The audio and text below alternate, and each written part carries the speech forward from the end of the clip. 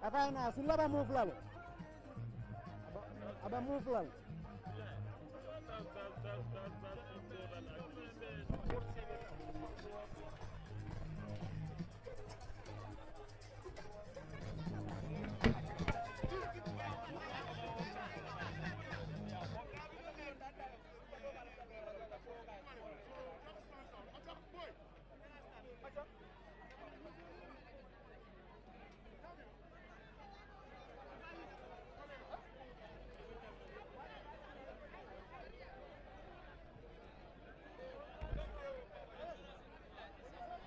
Mbaru nga layo call follow. Wala ali layo call jo alen kan bang. Mbalayo call kan sa ide call alen kan bang. Layo ali wal do call len kan bang yang.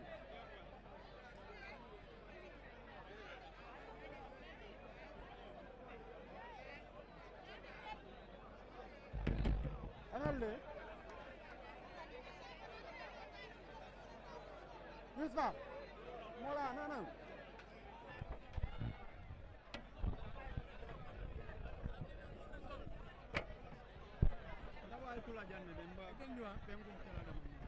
One, two. Yusuf, nabuko kana di mola ya samanta.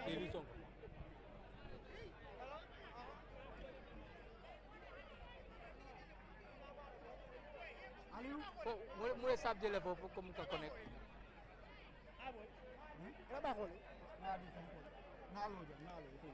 Wala mi des jara fele yu la jara wan jara di jeni ko solo okay alu bang kan bang lalde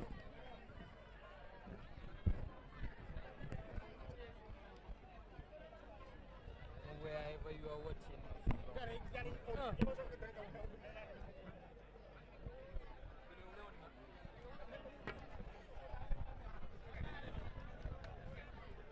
A warm welcome to you all from wherever you might be watching. We are live here at the Box Bar Mini Stadium for the eagerly awaited final, which is the West Coast Region Zonal Championship final between defending champions Fonyi, who will be eyeing to actually defend their title, while Brufut coming at this stage for the very first time will be hoping to set their own history, to write their own history in the name or in the book of West Coast Region Zonal Championship.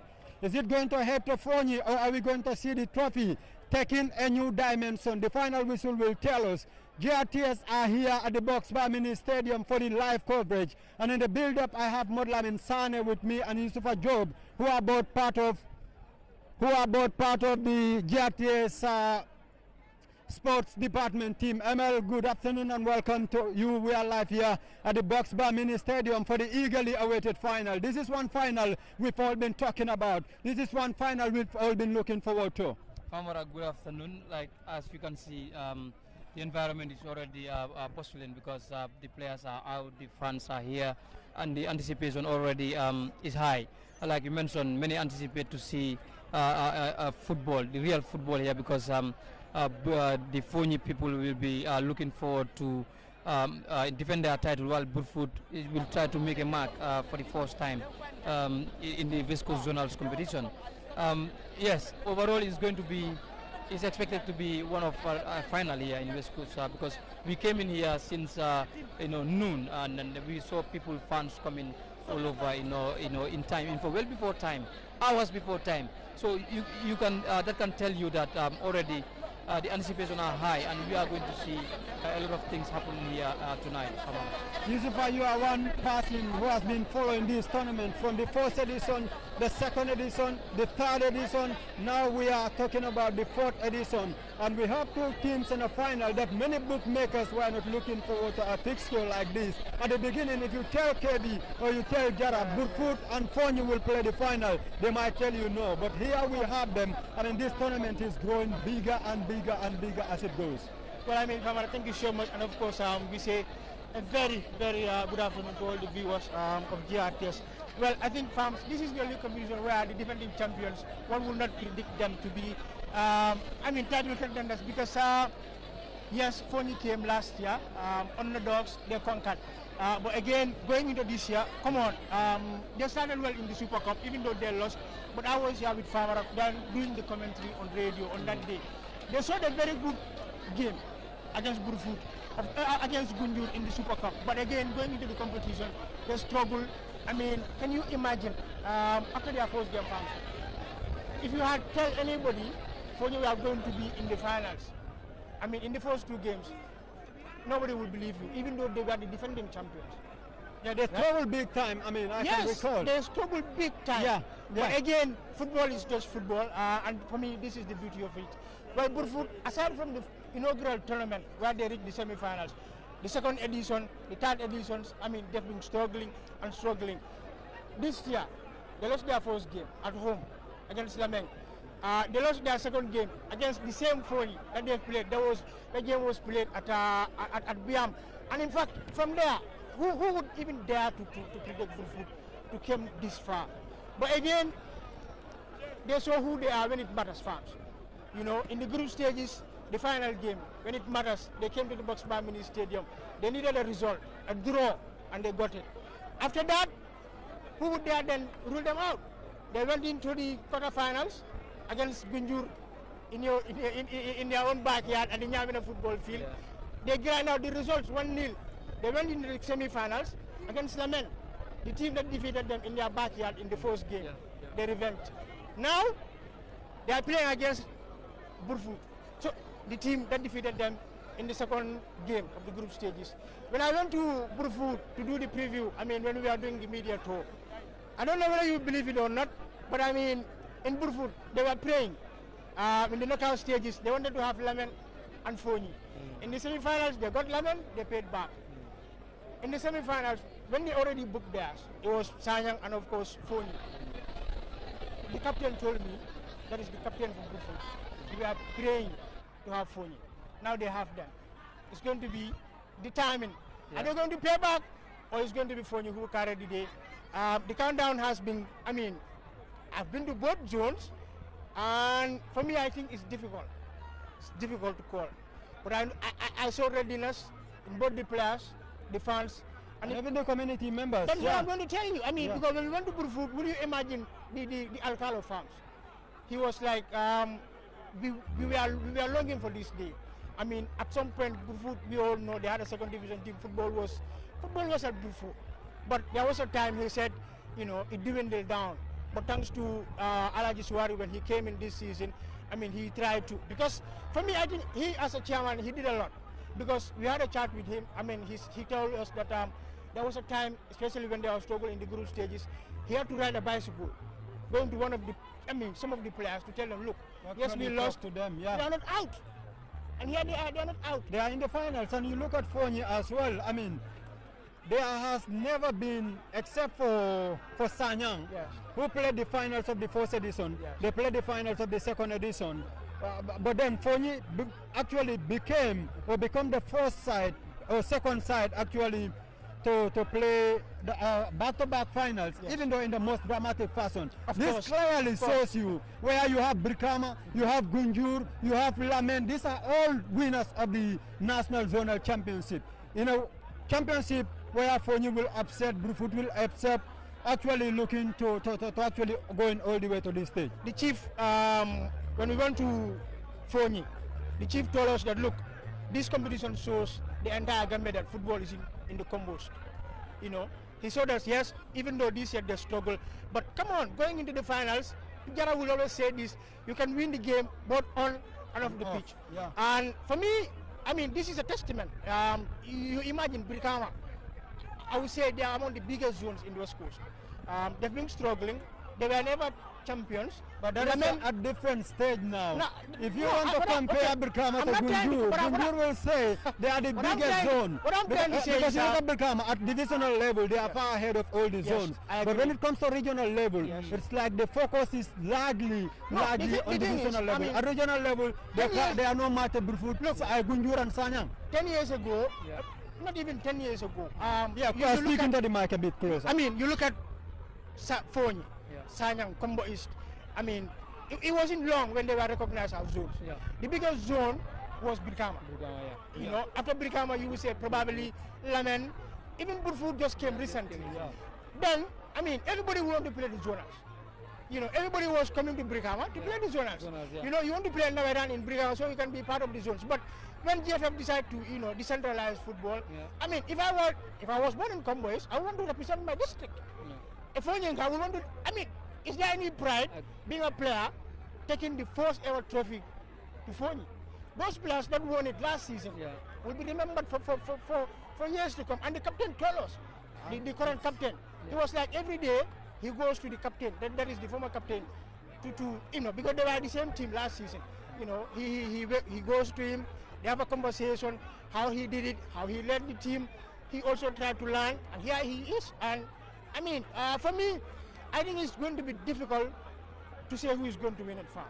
Well, ML is going to be quite difficult, but generally looking at the tournament, you know, you can see the initiative of coming up with this particular West Coast Region Zonal Championship has greatly, I mean, paid results. You look at the first edition, how the number of people here trying to come all the way from Fonyi, from Brufut, from other parts of the West Coast region to actually come here and witness this game. We can say this is whoever might be involved in coming up with this idea is actually a great thing that he or she has done for the people of West Coast region. The person should be celebrating right now, Farmer, as we speak, because looking around, you know, it has inculcated sense of ownership to the people of West Coast, you know, participation itself. And we've seen, in fact, people who played in the zonals graduating to the national level.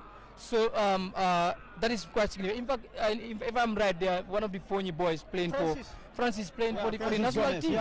So that is quite significant, and that's a legacy to leave. Even if they stop here, there is something, you know, that history could tell in the future about the West Coast zonals. So it's quite significant to come up with some of the initiative. Look at the VIP, look at the stands here for the fans that came out. People travel all the way. Now today, days before, people were complaining about the ticketing, but then if you look at it today, they are no longer talking about it because they want to be there. Because this is ours and this is theirs. So because they have taken it all upon them. The fourth edition, of course, we're looking forward. You know, the consistency we will talk about because it is quite significant, and we've seen the colorful environment. Everything is well organized. The security are available. The media team, we've seen that. That's something that is quite significant and commendable from the organizers. And the person that initiated it, like you mentioned, should be commended and should be celebrated for now. It's a big victory for the people of West Coast region. Bading all Alba Gambia Radio and Television Services la jibe kan. Mbale Birkama la box ba mini stadium filo to dami yalon ko West Coast region na zonal championship o min kata nyo se ya kata dam fubati mi yalon ko satel mimba kombo nsaba kombo tiliji karola tiliji olom ko tilibo tiliji ba ma fan sonko do so tiliji olom sadel mimba kombo tiliji karola wala ke dem pour ka ake bare nata jambi final o nyim fo nyila kana play nim bur foot GRTS nata jam pour kana tandi gambiano la minuli alon ko be kerinja nga Yusuf ala soto jani mod la min minuli alon ko ni be final waka chaka bar nga mod soto jani ML minuli alon ko fana lajli be nyin ko no briefly se fana soto ni ka cha soto ngoke bel wakuma ta bagele famara comme dia mo fo nyame bi keta lundi mi alon ko lumbalom for West Coast. In fact, Gambian football in general, West Coast la tata ngaje commando nun kabin di national zonals stop ta Yusufa na jele ko you know, West Coast were able to organize themselves, you know, to put up a competition for 4 years consistently. Ngal ne ko kera ku kumari mbade bi we are joined by our very own brother, that is Lamin Jara, of course. The favorite people are watching you, Lamin. You are live on Gambia Radio and Television Services, Yusufa. This is the West Coast Zonal Final, the 4th edition. You know, how does it feel like looking at the environment, the ambience here, the turnout, the people, the players themselves? Well, exactly 10 months, 12 days ago, I said the best place to be on planet Earth is the Brikama Mini Stadium, the box bar, because there was an almighty final that day. And here we are again, we are living and we're witnessing it. We're living the dream, and today everybody is excited about this, because this is a tournament that everybody, you know, wants to be enjoying for as long as they live. And today you look at the two teams that have come into this final. It's an occasion that is so special, and everybody wants to be part of it, because not every day you go to finals. And you look at the two teams, they have traveled, the fans have come in, the main stand is filled to its capacity. You look at the democracy, you look at the pavilion out there and the VIP, and everybody is just excited. The two teams, I'm sure, they just want to go and win this. Fonyi for the second time to write history, and Bullfoot for the first time ever to write history. One thing for sure, before the end of the day today, before somebody goes to bed today, we will know that whether Bullfoot will write history to become the 4th champion in 4 years, or will Fonyi reclaim their title again to be only the 3rd champion in 4 years. We are expecting a very, very good game, and the fans can't just wait for a start. Well, previously we talked about how these teams came up to the finals. Of course, looking at Bullfoot and Fonyi themselves this season. Sometime back you were talking to us, you said you don't know how they came. They find their way there, but Yusufa made an explanation. Here they are in the finals. This is Fonyi. What is it about Fonyi and this tournament? They're very, very special. It's like there is that spiritual connection between Fonyi and this tournament. They always find a way, and there is always a way. They just know how to win this tournament. To me, up to this point, they are the most successful in this tournament. Now we can say that they have just taken the crown away from Gunjur. Yes, they came in defending their title. We know it's never easy when you want to come in as a champion to defend your title. We will always mock them to say in open play they only won 1 game. Look, but football never stops in the pitch. Football is not beyond, is beyond 90 minutes. It's not just after 90 minutes. And the beauty about this Fonyi team is their mentality monsters. Even after 90 minutes, we all go home. They still keep on playing the West Coast Zonal tournament. When they went to Sukuta, they were almost going out. It was borrowed time on top of added time. In the 93rd minute, would you believe it? And somebody rose at the Jembadu and headed in, and that was 1-1, and the game never completed. And the decisions went their way. And when they came here against Sanyang, a team they knocked out 12 months ago in the semi-final in similar fashion, they came in here again and they thought they were going to do the same thing. They were 2-0 down inside 17 minutes. But a team that has the fighting charisma, that knows how to win games, will never relent. They went on to reduce the deficit, and it wasn't enough. But again, somehow they went on. After the game, they filed a protest and they won it. So they're here now. They are here now. You can see the fans on the stands over there, like the pictures we are seeing, bringing to you up to date of the West Coast Zonals, the 4th edition of the West Coast Zonals tournament. Of course, here at Box Bar Ministry. Yusuf, earlier on you spoke to the last edition. You spoke to the Fonyi coach. I heard him say when they scored him, he said he knows very well that his boys will reply. And today, the 90 minutes are yet to start here. But can we see a same Fonyi or a different Fonyi come into this final, unlike the previous one? Well, if there's one team that I always say refuse to die, I think Jara will agree with me. Is Sanyang, is Fonyi rather. Yeah. This is a team, even if they are trailing. I mean, in Sukuta, Jara said borrowed time. Yeah. So for me, I think you cannot just rule Fonyi unless the final whistle is blown. Yeah. I've seen them do it not once, not twice. So for me, while we are doing the media tour, I've said it. I don't just rule them out. Yes, they can be trailing, but you can't just say it's over, because that is not Fonyi. Yeah. And Ibrahim Akama, what can we say? Jara will tell you, this is a coach that decided that at some point he was resigning. And then at some point he felt like, okay, I was a champion. I think it's going to be difficult for anybody who is coming in to fill my shoes. He decided to come back. Here he is, and for me, I think Jara, he's making the task even more difficult for his successor. Yeah. Because you won the trophy. I mean, you could have. He decided that no, I am resigning, but no. Now, I don't know what is going to happen. We don't know. But if Fonyi went on to win eventually, they will be the team to do it back to back. Okay. And well, I think it's going to be an almighty tax for the coming coach. Okay, an almighty tax for the coming coach. Of course, very soon we'll be connecting to our main commentator, which is Famara Baji. But the pictures out there, the stands are already filled. The organization, if you look at the committee members, the media committee, everything. Tell us a bit about it before we go into the ball-to-ball match commentary.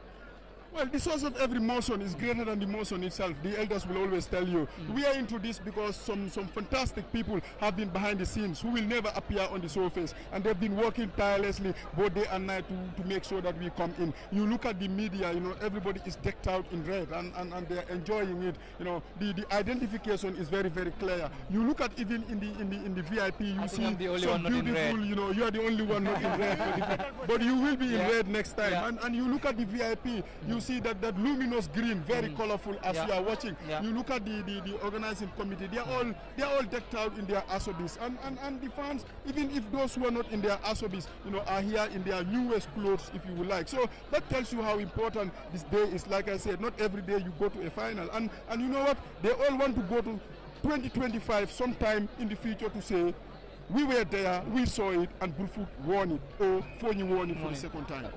Mbokk yi comme nuñ ko daan waxee rek bii moo nekk Gambia Radio and Television Services ñu nga xam ne dañ daan faral di indil updates ak match live match coverage yi tey moom nekk bés bu nga xam ne moo nekk West Coast Zonals final fii si Brikama Box Bar Mini Stadium, of course diggante Fonyi ak Brufut loolu moo ñu tax a jóg, loolu moo ñu tax a génne tey ñu all the way to West Coast pour indi leen loolu nekk di seetaan nii mooy match bu nga xam ne war a am diggante ñaari team yi.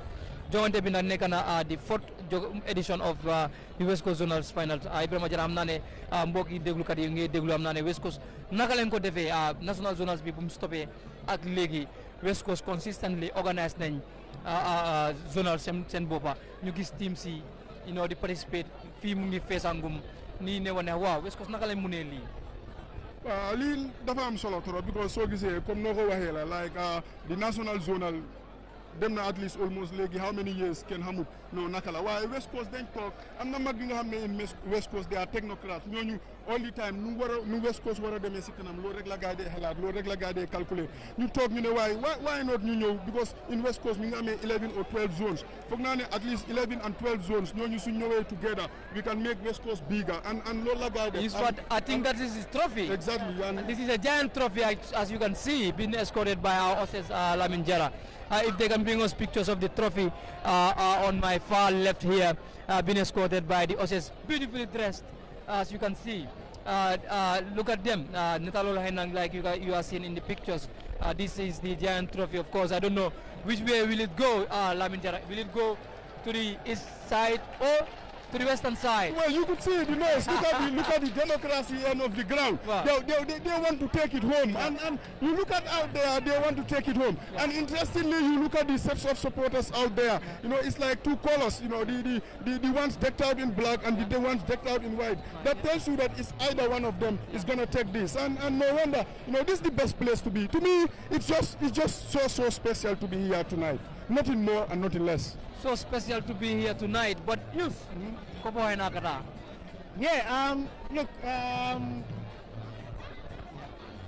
parang war baral in my radio la television wala you look I will tell you and of course everybody, we were around all the mediums in this country to make sure that ngafamole member caring because what we believe in is hard work. More hard work. Yes, the people know, but of course you have to go and tell them why they need to come, why they need for the West Coast Zone. We have to keep reminding them, and I'm not surprised that and of course already like but let's just see. First I'm telling you, even but again, I'm not it's just out of the blues.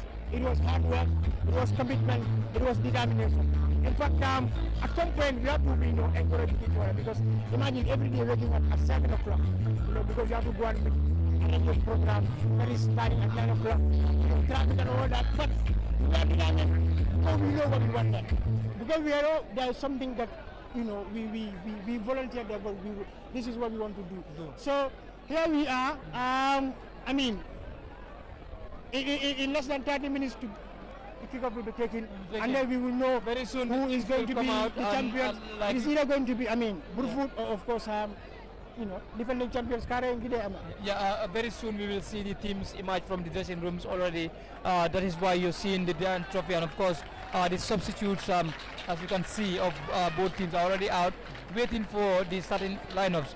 Before we connect to Famara Baji, who will give you the ball-to-ball commentary, of course, Yusuf will be there another analysis, because this place is full with journalists. Yeah. Of course, the West Coast media team is there, but other journalists are also here from all media houses to make sure that they bring, updates, live feeds, live match ball commentary, ball to ball commentary from the Box Bar Mini Stadium. Of course, that is why Gambia Radio and Television Services is out here to make sure that whatever the people of the Gambia deserve in terms of events is given. So Yusufa, you have been covering it. Yes. You know the capacity, the strength of both teams. Of course, are you going to see this game decided in the 90 minutes? Oh, well, we go to penalty shoot at all now at Fam. Last season, I mean, I was bold enough to make predictions. But again, when competition bring us start, if there's one competition, it's very unpredictable what I mean. Because teams like Lamel, teams like Birkawa, teams like Gunjuri, at the beginning, people are thinking, oh, it's going to be this one. But then here we are, football coming up. It's just football that can do this thing. Fonya are the defending champions. Burfoot are in for the first time. Yeah. For me, I think it's going to be difficult. What I said during Torah is I watch both these teams. One thing I can guarantee the spectators, they will see good football. They will see good football. We expect to see good football. Of course, this is a final. No doubt, the stands are filled. The ambience will start very soon, and then we'll bring you up to date. And of course, we'll be joined by our able man, the immovable, the inseparable, the ever reliable Vicente is here. Vicente, this is the West Coast Zonal, the 4th edition. So it of is. The entire ministerial is filled. You can see already. Yes. Before kickoff. Yes. So, what does that tell? Consistently, West Coast organizing a zonal on its own, coming this far. West Coast is the best coast, undoubtedly. And honestly, this tournament is organized for peace, love, and unity within West Coast, as well as showcasing talent among the athletes in West Coast. And trust me, what you have seen already is the tip of the iceberg. What we are praying for is, regardless of the outcome of today's tournament, today's final, let people know that this is sports, and we should continue promoting peace, love, and unity. Right? Losing a final does not mean you cannot win another final, or you are not good enough. So we are actually appealing to all spectators, all fans, all officials, to make sure that definitely they show the world that besides crowd pooling, West Coast is the best in comportment. Right? Brewfoot is looking for their first ever trophy. Under a new leadership. The executive there is less than, now 300 days. And Alaji Chorna Suare has done well in galvanizing support of all Brewfutarians abroad and home to be able to even guide their team to this level. And Samba Keita actually also is looking forward to actually winning this trophy for the second time, back to back. So history is going to be made today in one way or the other. It is victory for history for prosperity. I repeat, it is going to be history for victory for prosperity. Because Brewfoot, if they win, it will be their first ever championship in the West Coast Zonal. If Foley wins, it is going to be a first ever back-to-back in the West Coast Zonal. So honestly today, regardless of the outcome, if there's a winner, it's going to be a historic winner. Very soon. So we just want to thank honestly the media, Gambia Radio and Television Services, among other media, definitely, for showcasing this to the world. But also want to thank Child World the Gambia. Child World the Gambia through their partners in Kaira Yiling, Samasang, and the Combo Kaira Federation for their support. We really appreciate this. Thank you very much. We will do this more, Vicente, and thank you for joining us. This is Gambia Radio and Television Services. And of course, very soon we will join our ball-to-ball commentators, that is Famara Baji, and of course Yusufa and Lamin Jaran, other commentators, of course, and analysts who will give you the updates live on the ground. As you can see, teams are emerging from the dugout. That is the dressing room. We don't have, it's a dressing room, of course, here at the Box Bar Mini Stadium. And I'll be handing over back to Famara Baji. You keep watching Gambia Radio and Television Services.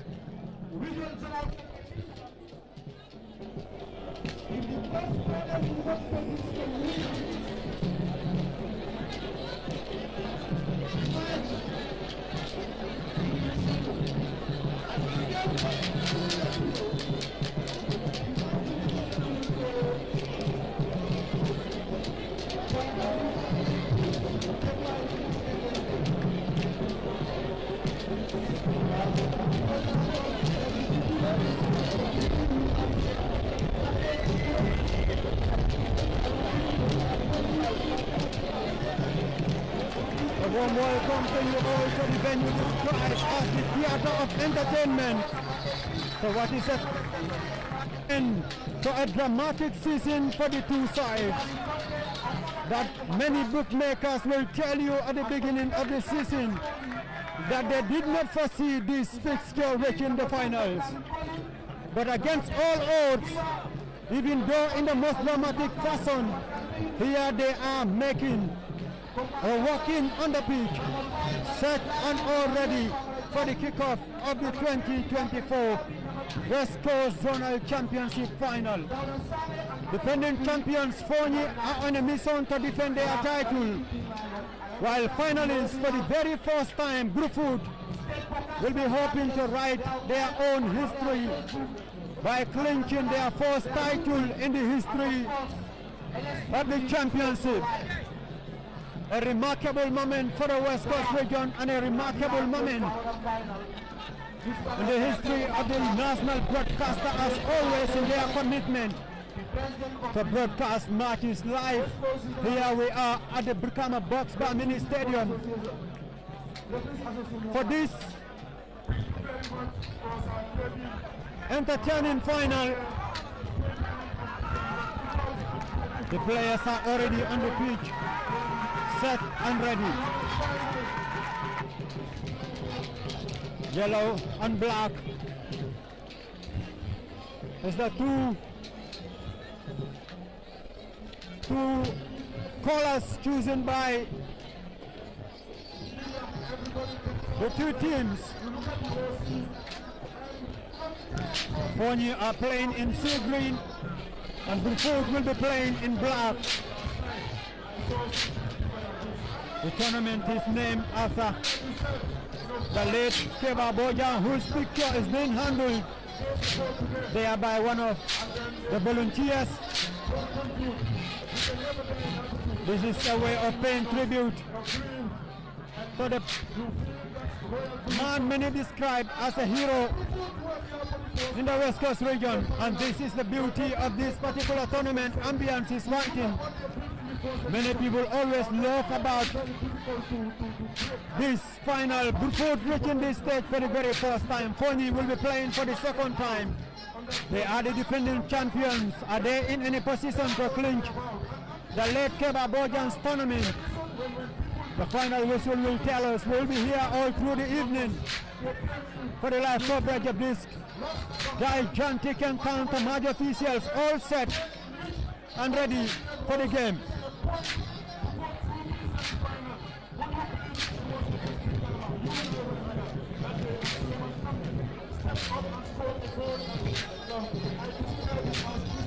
As soon as our technicians are ready, we will get you the lineup of the two teams.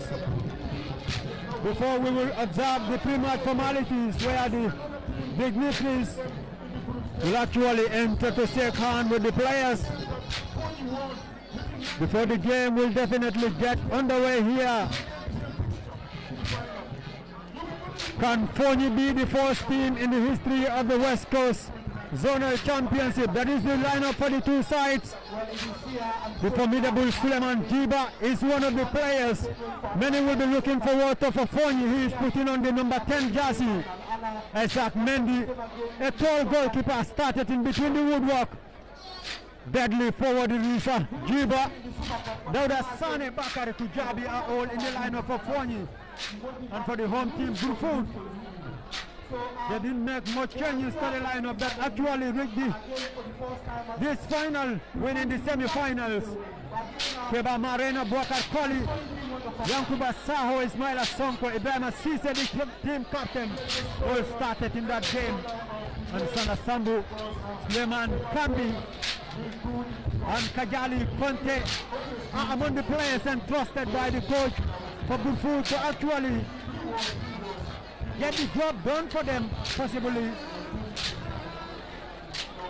We're going to observe the national anthem, and equally that certainly is going to happen when the dignitaries actually shake hands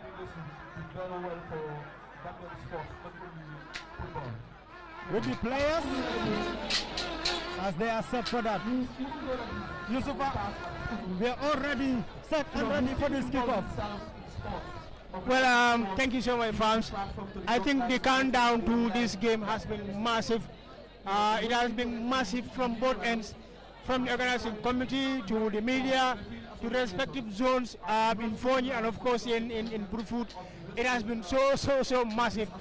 Yeah, it has been months, of course, weeks, days, hours, and now here we are.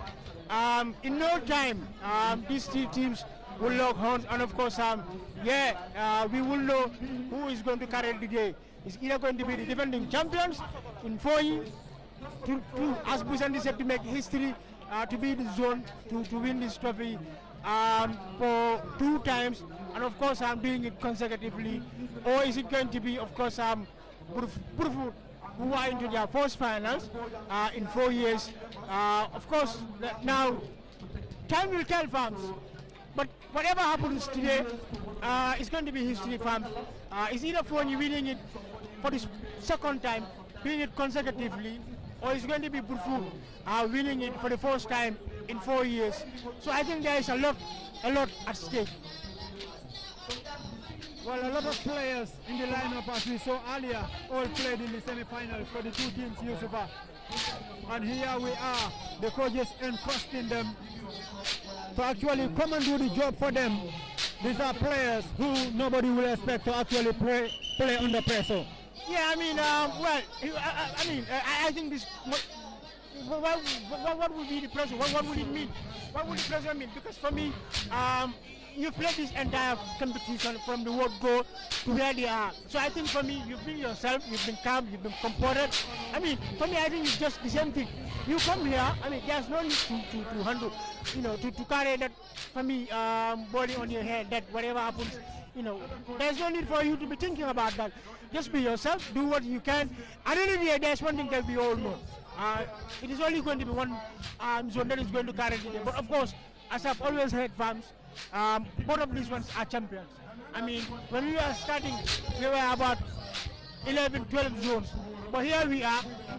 They are the remaining 2 standing. But at the end of the day, fans, there is only going to be one who will stand tall. But for me, that should not take anything from the other zone, because I think they've been fantastic. That is why they are here. Burkama playing this tournament, they reached the finals once. They were beaten by Sanyang. Actually, and most of the games they play will be here at the Box Bar Mini Stadium, but they couldn't make it. Gunjur played the final twice, Sanyang played the final twice, Fonyi are playing the final twice, Burfut playing once, Burkama playing once. I mean, this clearly shows you that football is highly decentralized in the West Coast region. Yeah, I mean, and I said, look, which zone will see in West Coast will say we cannot when Fonyi did. I mean, for me, I think Fonyi, I mean, if we are to be honest, yes, there will be among the zones that a lot of people will see as the much less privileged when it comes to, football development in this country. But, they came here, they conquered. Well, for the big zones, the likes of Brikama, the likes of Lameng, who have been struggling to win, I think it's an eye-opener for them now. And for me, Brikama, to be specific, farms, I think they should look at themselves and ask themselves what is wrong. Since we started this competition, the finals has always been here, but the trophy never remained here, farms. So I think going into the 5th edition, the stakeholders in Brikama, the Brikama Sports Committee, probably the technician, the players. Yusufa, one interesting thing, we have an international agent who is among the dignitaries with the owner of the Unique Global here watching this final. This is an opportunity for the players to prove themselves beyond any reasonable doubt. Probably we might see one of them being scouted here by this agent. not that fast, because since we started, I mean, you cannot tell me this competition cannot produce talents, because this competition has produced talent. It has produced players that are international today. Not one, not even two. I remember the first player that I saw, and I told my colleagues that this is a player, if nurtured well, will turn international. It was Lamin Chamba of Sanyang, and 2 seasons later, Lamin traveled outside. Now he's playing professional football outside. So we watched this team. You and I were here when he played the Super Cup. We first, there is no doubt that there is talent in these two teams, and of course, yeah, no doubt. I wouldn't be surprised if the agent, who is accompanied by the president of Unique Global, will at least see 1, 2, or even 3 plus farms from this game, and of course, you know, take them to. You never know where he comes from, but I won't be surprised that he will be impressed by at least a few players. All is set here as we await for the central referee to give the signals before the national anthem will be observed here by the spectators. And the game will soon get underway. The central referee, Karamo Mane, is in charge of the whistle. Sanamane is the first assistant referee. Augustus Mendy is the second assistant referee, and Lamin Jara will be serving as the fourth official. These are the panel of referees entrusted by the West Coast Region Referees Association to officiate this final between the two teams.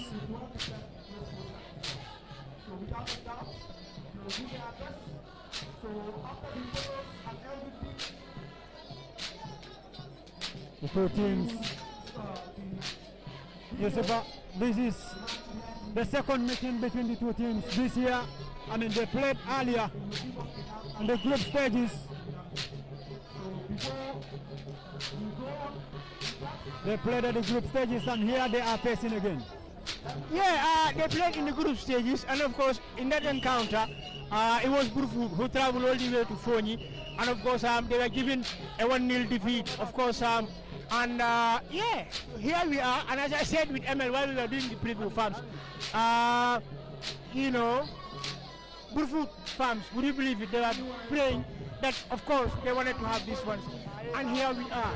So, yeah, it is going to be one thing. When we went to Foni, we asked them, is it not going to be Foni? Yeah, so let's see what is going to happen, farms. But we went to observe the national anthem, farms, for the national anthem.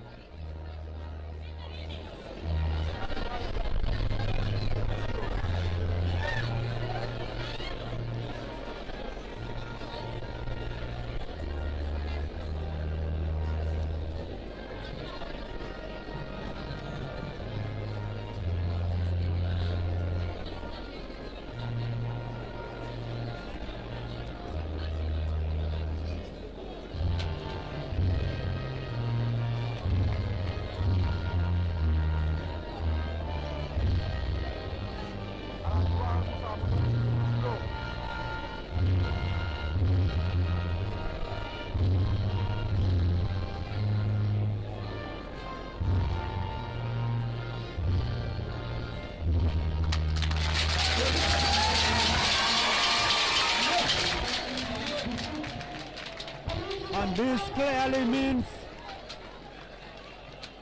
The great signal has been given. We are now waiting for the whistle from the referee, Karamo Mane, before the game will actually get us underway here for this final that many have been looking forward to.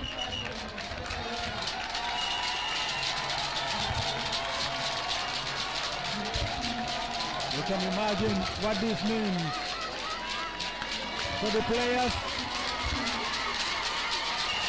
and you can imagine what this will mean for the supporters of the two teams.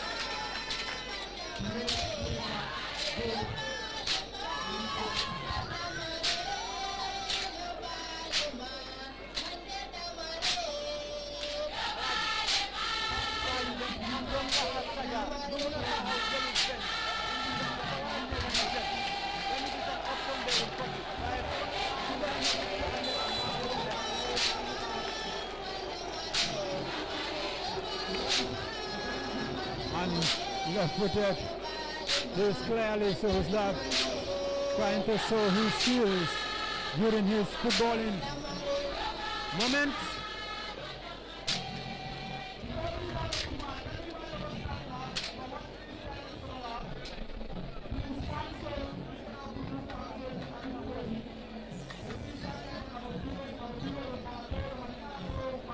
A minute of silence is going to be observed here in memory of late Keba Bojang.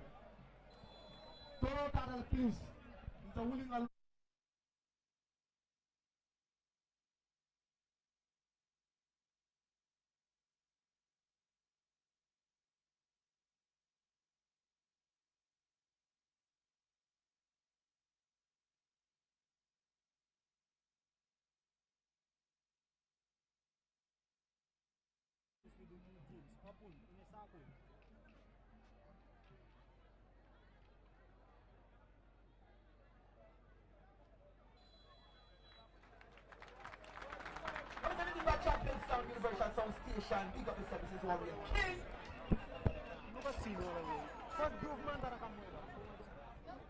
Gara, use almost been. We have here.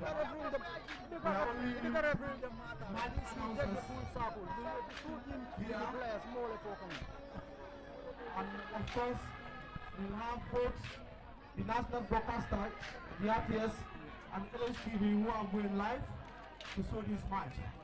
So we have on updates only, and the rest will be done by GRTS and LSTV. Thank you. Are you going to see it heading to Fonyi or Burfoot? These are moments the two teams have been waiting for, and Fonyi will get us underway here. And number 20, Bakari Kujabi, is the one to set the ball rolling here. And we are up and running for this encounter between Fonyi and Burfoot here at the Box Bar Mini Stadium. The whistle has gone already for the kickoff.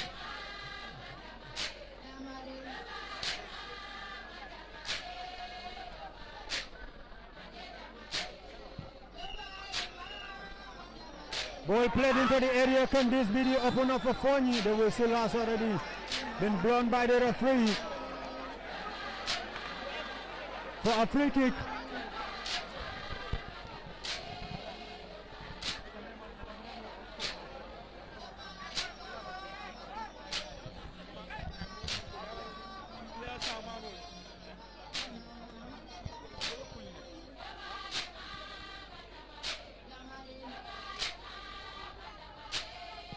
Goal kick taken there by Isaac Mendy of Fonyi. Deep inside the opposition half. We are still yet to see anything great in this game. Use camera one mainly. Then use camera one. This is what is tight. You use camera one. Ball played into the area. A missed opportunity for Fonyi. Yusufa, that was almost a goal for Fonyi. Yeah, the defending champions, of course. What do you expect? They started with intent and, of course, for me, with purpose. And that was so close. And of course, it could have been 1-0 in less than just 2 minutes. So, this is what we expected. An end-to-end game, a game that would get us, on our toes from the word go. And of course, here he is from, in less than 2 minutes, the defending champions could have given us a lead. But then, of course, it went wide. But a good game that we are looking for. Well, Fonyi starting in a high fashion here at the Box Bar Mini Stadium, trying to penetrate their oppositions as early as they would want. But Burfoot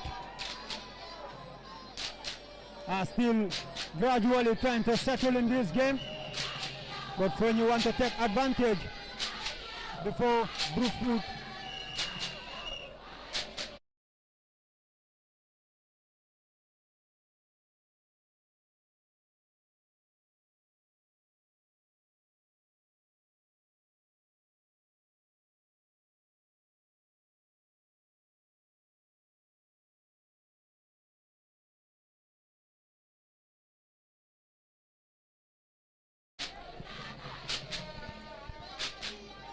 ball in play,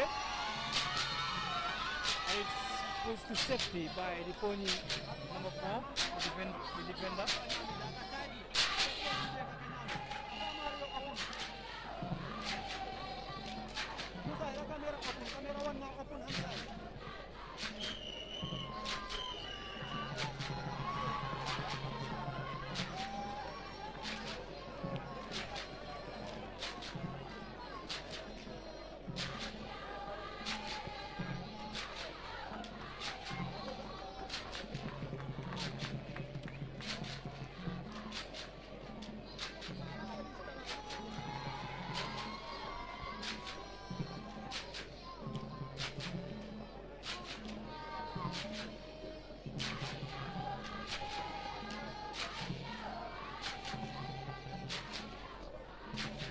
continues here at the Box Bar Mini Stadium, with the two teams slowly trying to establish a foothold in this game.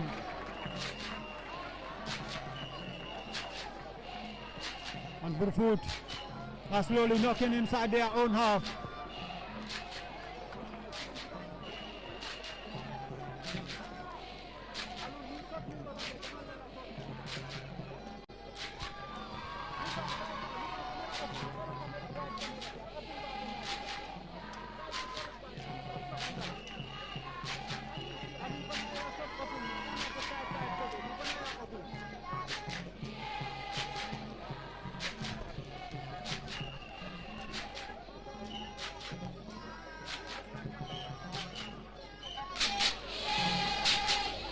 Lively ambience here at the Box Bar Mini Stadium. When you're going forward, the flag has been raised there for an offside.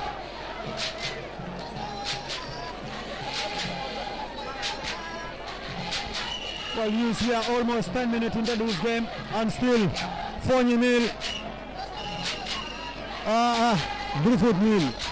Yeah, goalless, but of course, as you said, fam, I think we've seen an intent, of course, from both sides. Yeah, Fonyi, for me, they've been the better side in the first 10 minutes that we've watched this game. But again, you cannot move it out. And of course, it's just as early as I said into the game. So, but for me, I think that the atmosphere is lively. Yeah, Fonyi, Burfoot are also coming slowly into this game. So we look forward to this, of course, throughout the 19 games. Throughout the 90 minutes, because this is why the fans, travel far and wide from Fonyi, from Burfoot, to come and watch a football final fans that we will remember. Because remember, anyone who was here when Fonyi played, and of course Burfoot, Fonyi played Gunjur in last year's final, fans will remember that.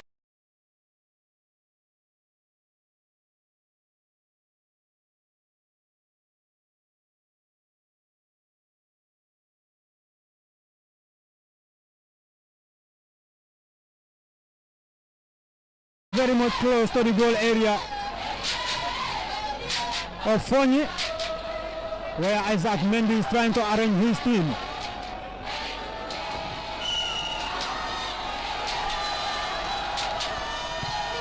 It comes into the area, beyond everyone in the box there, a disappointing one. This should have been some of the opportunities we expect these two teams to actually capitalize on, Yusufa. Yeah, I mean, it's a final. Of course, for me, every chance that you have counts. Because, look, you never know. Some of these chances might not make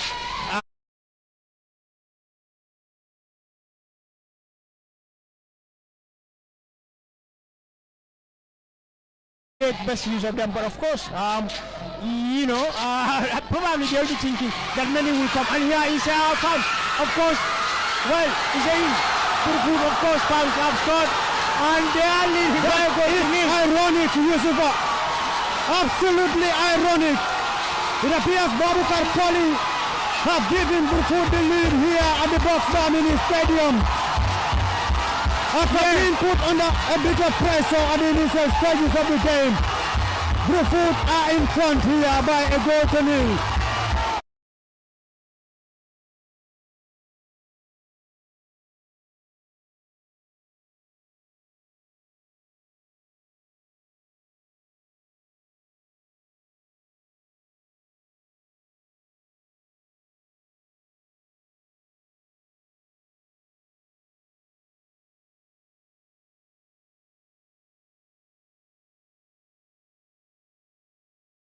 Fans, game on now. I think it's now left to the defending champions to show us who they are. Let them show us the defending champion color. But again, I mean, didn't start for Burfoot. They are leading by a goal to the fans. After just 8 minutes on the clock, it's Burfoot 1, Fonyi nil is the score here at the Box Bar Mini Stadium. And it appears Omar Jaju was the scorer of the goal. Hopefully we will need to see the replay again to actually identify the scorer of the goal. So close. That was a goalkeeping error, Yusma. It was a goalkeeping Should have been a clear.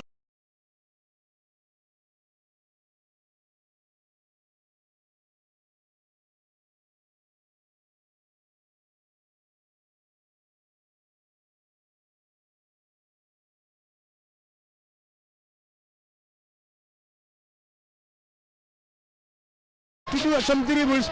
I mean, it was a mistake, of course, but that goalkeeper escaped, and I mean, we were doing the commentary. A colleague told me dribbling is for strikers, farms. It's not for goalkeepers. Here is the goalkeeper trying to dribble the Burfoot defender, and of course, this is an error. I mean, farm, he would never forgive himself. It's a big mistake that, I mean, he will be thinking throughout this game. And hopefully, if only eventually could equalize and win, probably he will finish. He will forget. But if not, I think there is going to be a moment that he will not want to remember for the entire, for a long time, fans. So early to predict, but Burfoot are commanding the game here at the Box Bar Mini Stadium. We're just 10 minutes into this final of the 2024 West Coast Zonal Championship. Fonyi cling this title. They are the defending champions. They cling the title last year after beating Gunjur on penalties following a 1-0 draw, but they were defeated in the Super Cup by Gunjur on penalties as well, and here they are trailed by a goal to nil against Burfoot.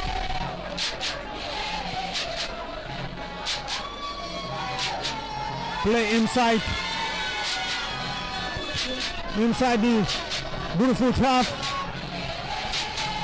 but trying to go forward. The flag has been raised and the play is cut offside here.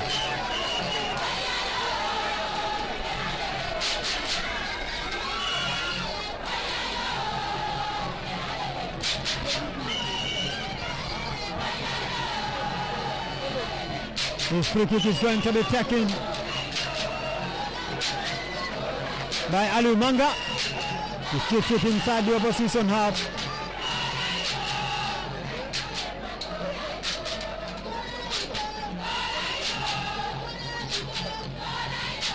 Fonyi slowly trying to build attack here. Cross comes into the area. Brilliant save there by Seth Duffy. The goalkeeper for Brufut, so close, almost an equalizer, Modlamin. That was a masterclass save, Pamara. And it left the fans yelling, you know, because it was a well-taken header by the striker himself. I think Konya trying since the beginning of the first half, and that's a cross that comes in, headed again. Well defended there by the Brufut defense line. And this is a counter-attack, Pamara. The pass comes in. That is Brufut. Fonyi actually got all the numbers to defend this one. And is successful for them. They'll want to go forward here.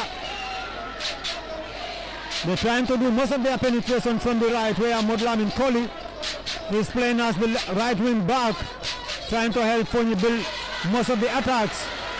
But the whistle has gone for a free kick for Fonyi already. They are pressing high, Fonyi. They play with a lot of pace. Yeah, from the beginning we did not see a sign of any slowing down by the Fonyi side. Of course, they made several attempts, including, let's say, 3 of which could have been goals, Famara. But going after the 10 minutes, we've seen an improvement from the Brufut side, you know, start trying to settle down with a goal. In fact, you know, taking them one step ahead of Fonyi. So yes, quite significant the way they are playing. We anticipate to see more goals here before the end of the game, because these two teams are not sitting behind and wait for their opponents, Famara. This is a free kick for Fonyi. Their fans will be hoping they can get something from this. And the player to deliver this one will be the number 2, Modlamin Koli. We have a bit of green colours in the 18-yard box of Brufut, waiting for a perfect delivery. The whistle has been given. It comes into the area, headed out by the captain for Brufut. And they will want to complete their defending mission here. I think one thing Brufut needs to be careful of, Yusufa. Fonyi needs to be careful of his counter-attacks. You can see Brufut, whenever they dispossess, they always want to go forward with counter-attacks. Yeah, I think that is true, and of course it's very important. Yes, they might be trailing, but of course going all out and of course wanting to score is for me is going to be costly, because all the runs that Brufut made are dangerous ones. Of course, the ball might be in their own half or someone, but of course, whenever they make that through that transition from their own half to the Fonyi half, it's always difficult. And of course, whenever they go, of course, the ball will always enter the Fonyi 18-yard box, and I think that is for me dangerous. And of course, the defending champions should be very, very much mindful of that. Yes, they might attack all out, but of course, retreating back, there is also something else.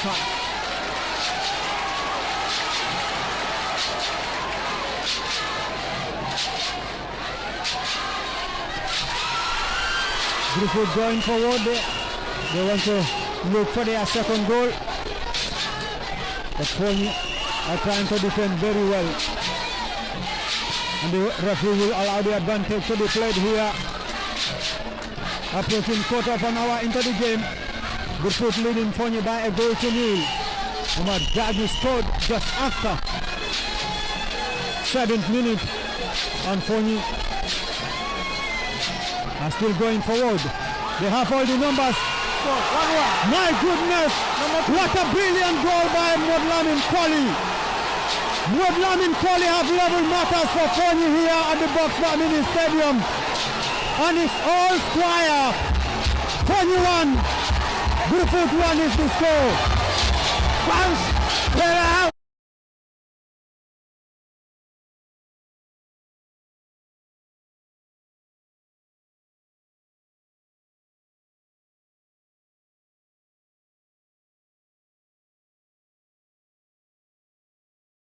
And of course scoring fans is Fonyi. And of course here they are, they've leveled terms, of course, 1-1 fans, and of course it's going to be, and of course an entertaining game. 1-1 in less than 20 minutes into this game, fans. It's 1-1. Big game, of course, a dream start for both of them, and of course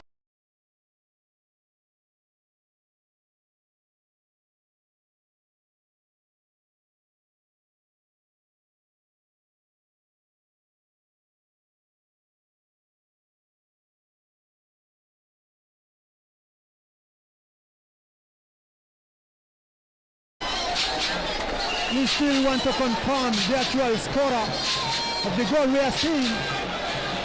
Number 7, Modlamin Koli. That was a brilliant one, a brilliant goal by the attacking player for Fonyi. Yeah, I you think can see him, they've been causing a bit of trouble for Burfoot on the left back of Burfoot's defense on Fonyi's right-hand attack, and they were able to penetrate their opponent through that angle. I think the build-up to the goal for me was just beautiful. And of course, you look at the goal from the Fonyi half to the number 7. I mean, who for me did a fantastic, display.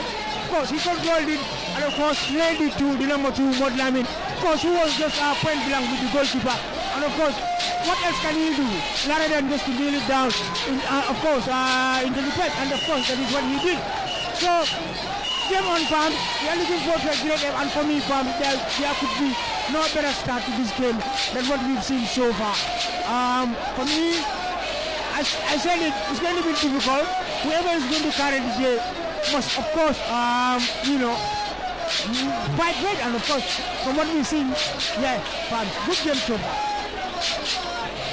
All squire here at the Boxbar Mini Stadium between defending champions Fonyi and Burfoot.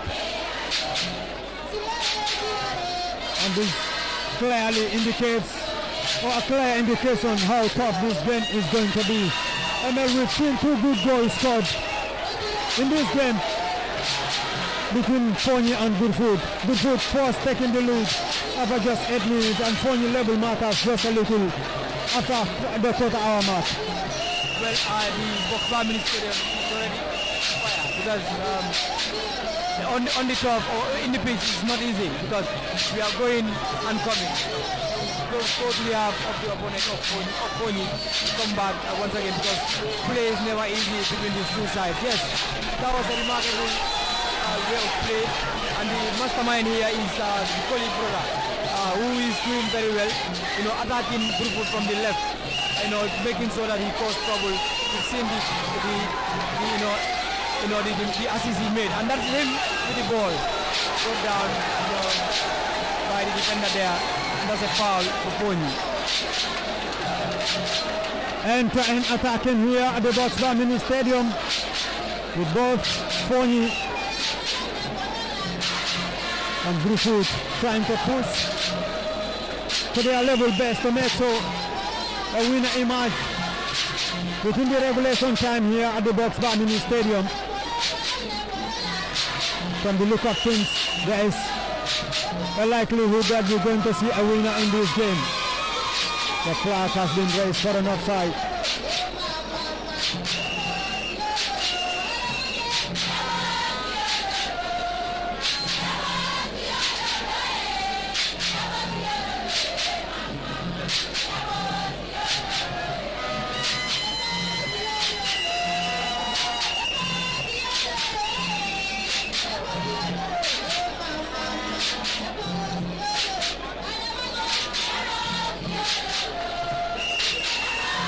1-1 between Burfoot and Fonyi in the finals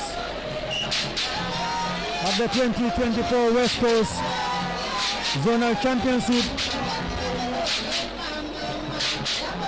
In the first edition in 2021, Gunjur defeated Sanyam by 2-0 in the finals, played here at the Boxbar Mini Stadium in the rain-sodden pitch.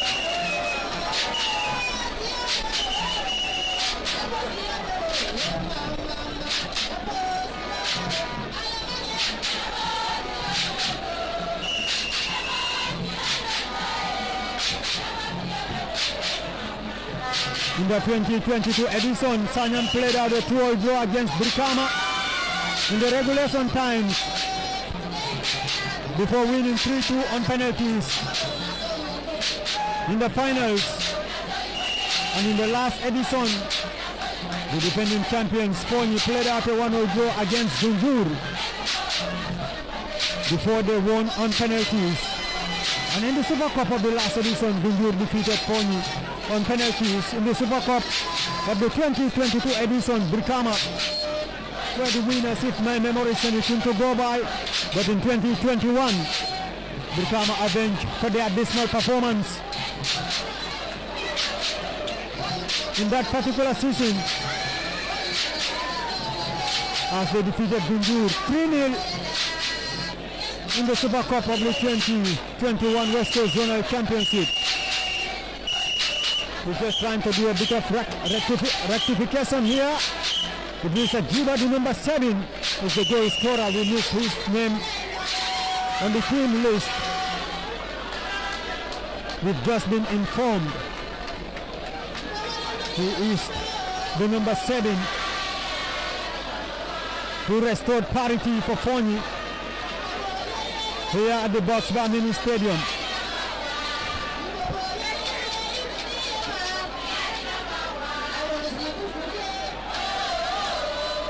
Box Bar has been described as the theatre of entertainment, and the crowd are being entertained here, no denying. We have the supporters of the two teams providing the ambience while the players are trying to actually entertain the crowd with their skills as well.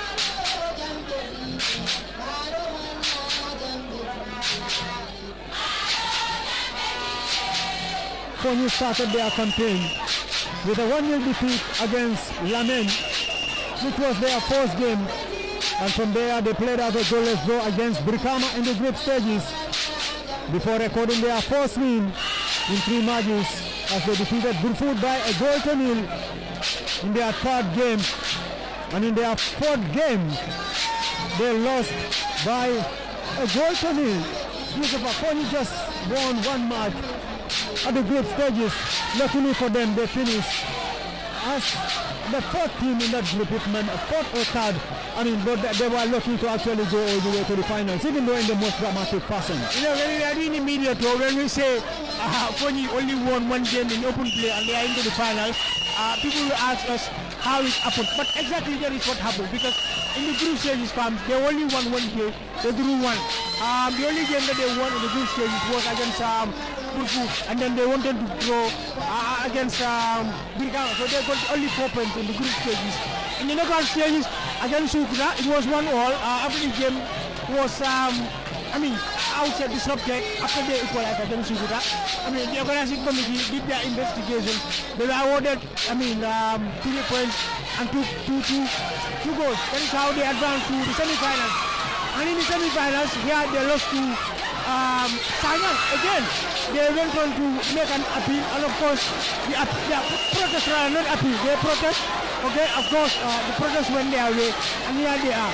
So in open play, Fonyi only won 1 game, farms, and here they are. For the first time, I've been following football for so long.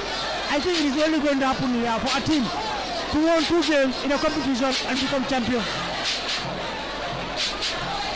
Well, that is going to mean drama for Fonyi, but they can consider themselves as the lucky team as far as this final is concerned. Winning just a single game in regulation time and going all the way to the finals is remarkable. Hopefully we can have the replay of that action. Yusufa, I think the Fonyi goalkeeper needs to be very much careful. This is the 2nd time he is losing the ball at a dangerous position. They nearly scored. In fact, it deflected out for a corner, and the referee awarded a corner. He's still on the ground, Isaac. Well, I don't know what he is thinking, but of course, as he said, he needs to be very, very, very much careful, because the first thing that he the first mistake he did cost them. For me, I was saying he was going to land, but it seems like he did not land anything, because it was just moments later he did another similarity, of course similar to the first one, and it nearly cost them again. So I hope his coaches are watching, and I hope they will be able to tell him that of course he is here and there's a lot at stake, and of course he should not continue to be the striker. What we know him to be is a goalkeeper. And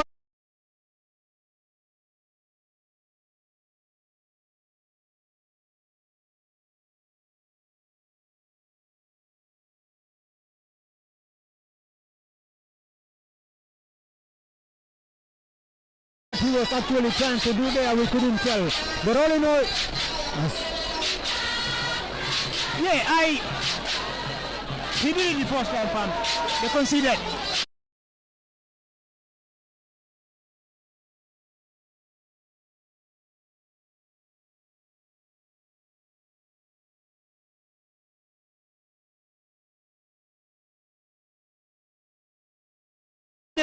They should give him an instruction that, look, what you did is enough. You don't want to see that again in this game. Because if he cost them, well, I don't think there will be a management, because for me, you cannot be watching him doing that and of course continue to keep quiet. Well, we gradually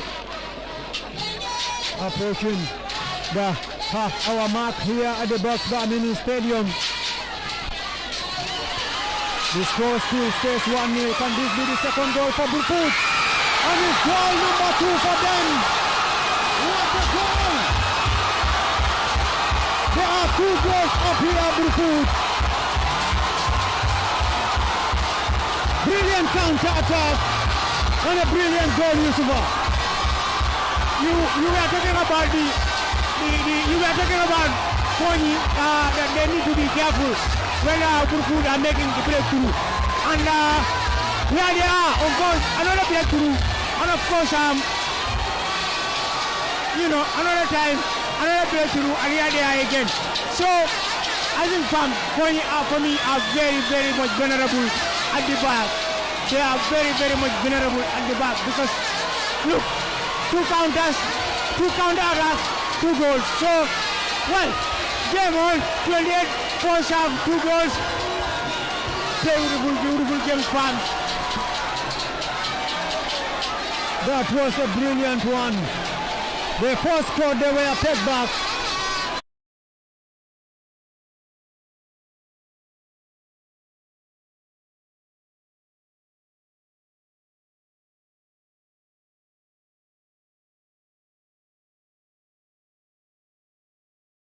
Two. Kony 1. 2-1. Of course. I didn't start for the people of Gungur, and for me, they are losing every bit of it. And they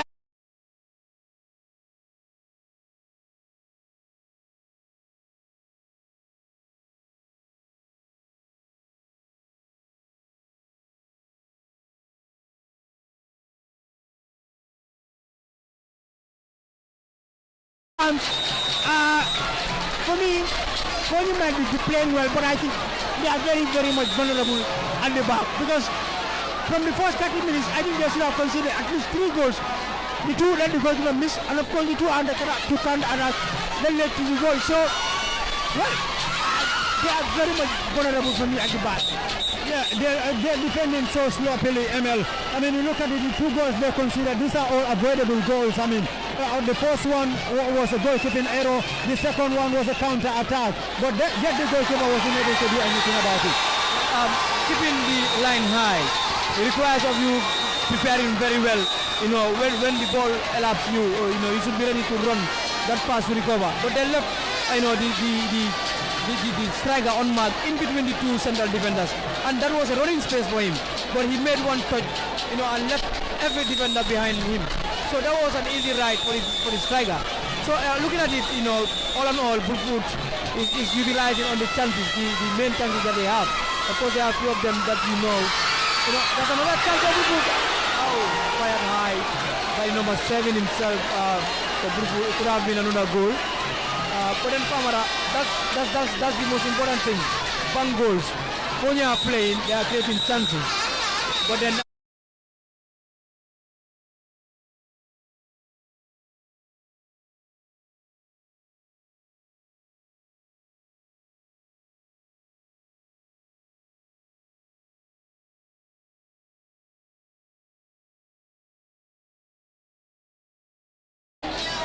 Ismaila Sonko scored the second goal for Brufut.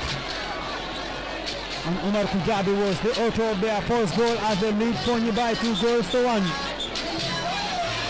In a tournament that continues to grow, Kony going forward looking for an equalizer.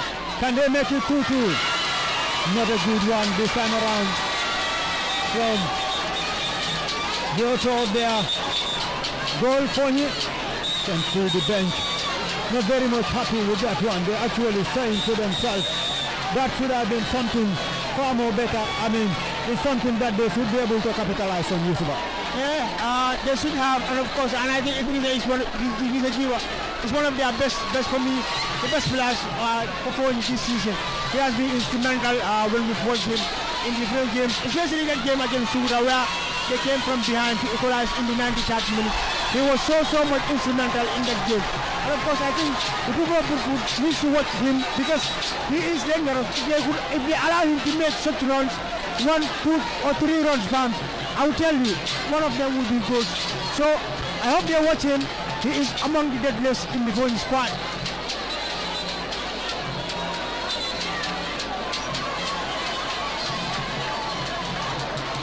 Brentford players down on the ground.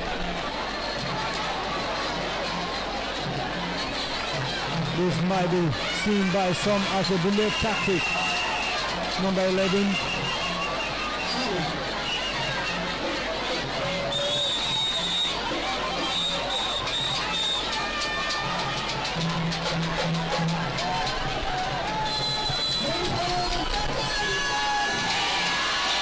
The Foot are growing in confidence, starting to believe that this could be their show. As they first scored from there, they were able to, they were take back and they actually restored their lead. But Foyne will actually, it's a side well known for scoring late goals. Foyne doing that quite a number of times. Ball still in play. The pass again. Brentford on the attack. The goalkeeper was quick to clear his line. Another long one into the half of Brentford.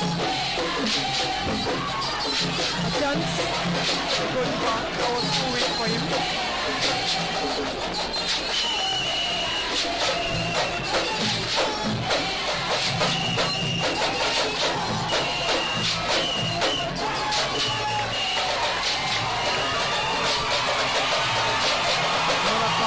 Number 9. Slow against Foyne. That's the ambience for you, Kamara. Well, the noise level is gradually reaching a deafening height here at the Box Barmini Stadium. As the crowd are now on their feet, largely Brentford supporters wanting to believe that this could be a win for them, but there's still everything to play for in this game. We are still yet to reach the halfway of the game, and this clearly shows that Foyne could stage any fight back in this game. They've done it against Gunjur on 2 occasions. They've done it against Sukuta. It's a side well known for scoring late goals, Yusufa. Foyne, you go back to their game against Gunjur in the finals last year. I mean, it was in the 9 minutes that Juve, their tall lanky centre forward Musa Juve, level matters for them. And in the Super Cup, it was the same scenario. Against Sukuta, it was the same scenario. Yeah, I think they've been, scoring, late goals. I mean, this morning I saw a post on Facebook.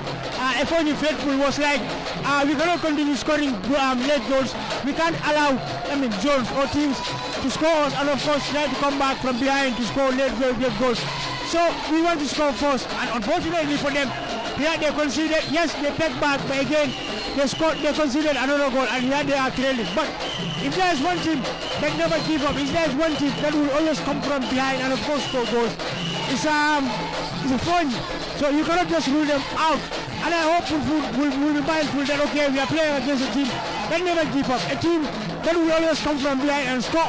So until for me, the referee blow the final whistle, I dare not rule Foyne out. So yes, because they've come from behind all the time and scored late goals. So You cannot rule them out here. They might be trailing, but you cannot rule them out fast.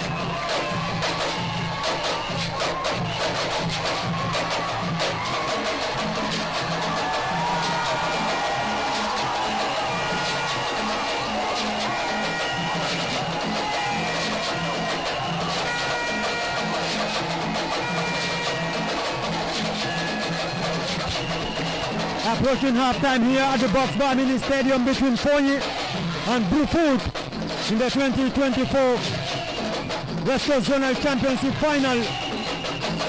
Fonyi, their mission is to defend this title, and Bluefoot will be hoping to clinch their first title in the history since the inception of this tournament 4 years ago in 2021. They've never reached this stage. This is the first time they are making the finals. And they will be hoping that they can write their own history as far as this tournament is concerned. They are playing in navy blue subs, more like black. You can see the pace they're actually trying to go with whenever they are playing. And they are still continuing their movement here. Player brought down, nothing is awarded there. The referee will play on, and the game will continue here.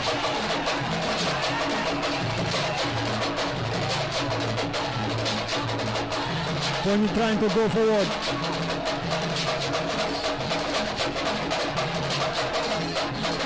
I want to see what they can actually get from this. It's going to be too easy one for the goalkeeper.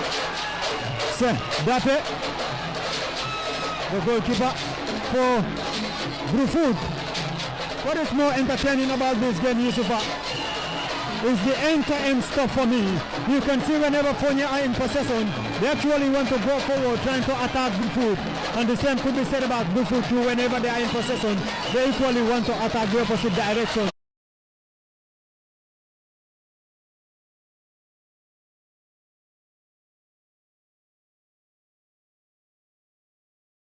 They are from the paramedics. Yeah, that is the beauty of the Zonal fans, and that is the beauty of final, because look, we want to see a football game that is entertaining, that is end-to-end.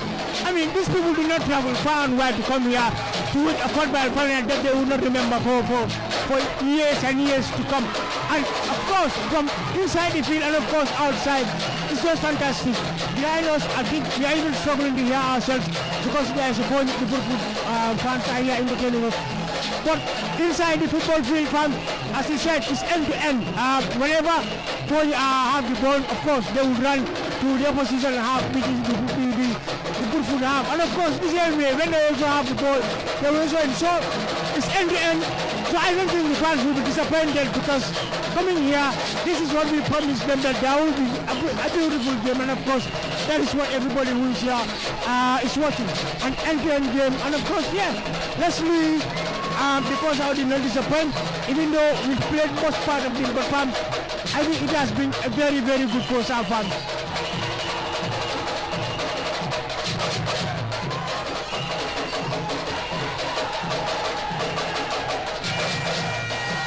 We are heading slowly towards the halftime break here at the Box Bar Mini Stadium. Fonyi is gradually hanging on to the Bluefoot rather gradually hanging on to the slender advantage. They will be hoping they can join the likes of Gunjur, Sanyang, Fonyi to clinch this championship. Should they do it here, they're going to become the fourth zone to actually clinch this West Coast Zonal Championship. Gunjur set a record.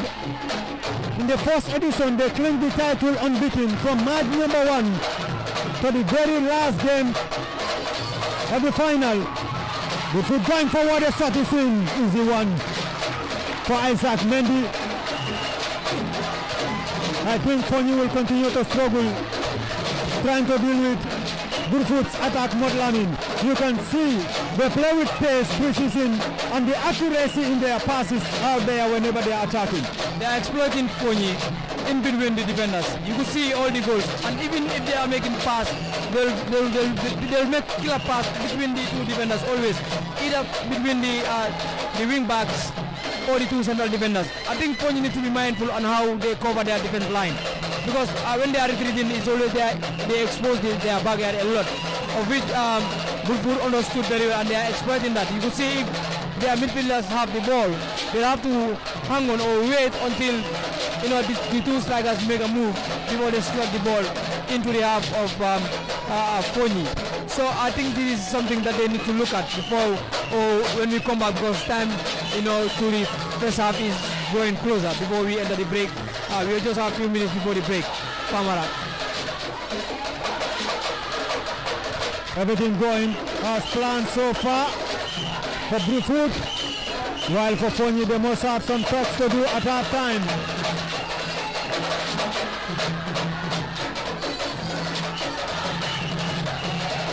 A lot to talk about, to discuss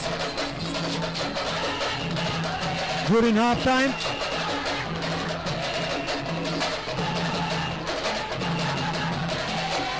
There's already a lively atmosphere here at the Box Bar Mini Stadium. The foot will definitely want to. After the elite, can this be the third goal for them trying to go forward? Sloppy defending there by Fonyi, but in the end they were able to successfully defend. Brufut from adding to their lead here. It's already 1-0 for Brufut, and Fonyi solely needs to be careful. We've seen the first yellow card being shown there. Looking like for Brufut's young attacker. Number 7, Kajali Conte, is the first player to have been booked here by the central referee, Karamo Mane.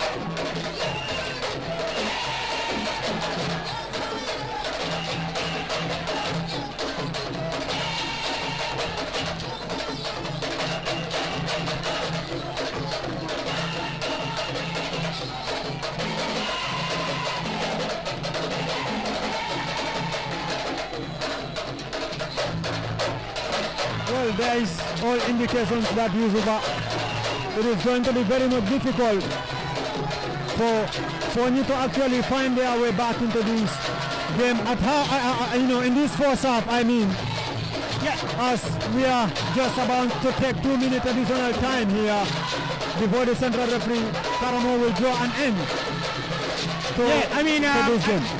I think it's going to be difficult for them to come back. But for me, if you ask me, I don't think they played bad. Yes, they conceded some very, very, for me, cheap goals from counter-attacks. But again, they also had some chances that, of course, they could have utilized, and of course, they would have been level. But no, as we speak, food are ascending. But they have moments in the game that they should have capitalized on, of course, scored, but of course they did not. So, they will be disappointed with them, especially the goalkeeper pass. And of course the defenders, that cheap goals. So 2 minutes added on into the first half. Hopefully good food will be going into the first half leading. But again, I think overall, it has been a very bad first half from both sides. 3 goals in the first half. I think for me that has been a fantastic first half. And the biggest scoreline by far in this year's championship was between Sukuta and Gunjur, when Sukuta defeated Gunjur by 4 goals to 0 at the Dembadu Mini Stadium.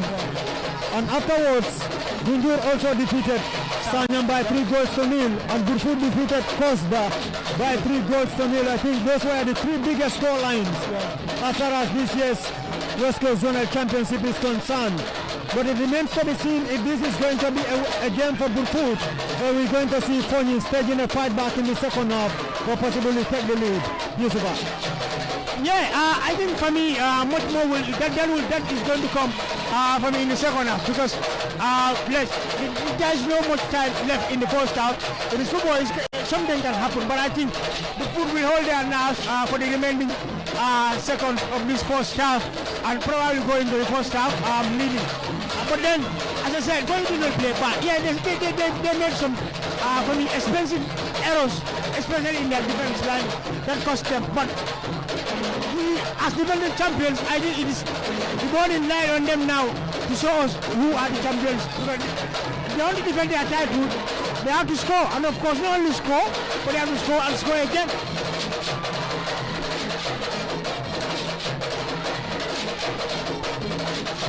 Very soon.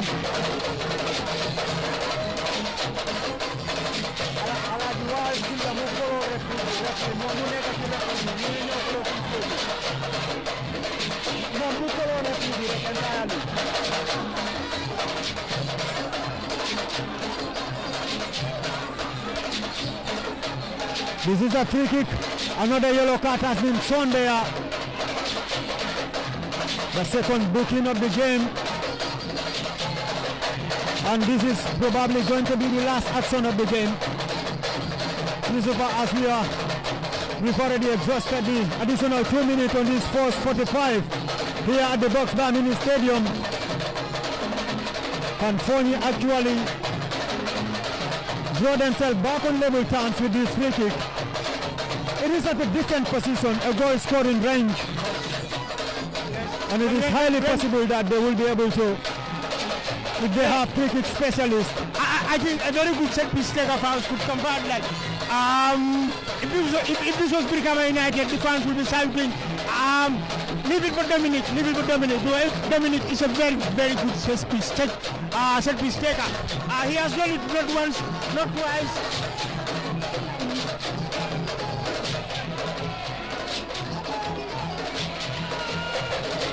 Well, the referee Karamo is going to definitely say, if you don't score this one, I'm going to blow for the halftime whistle.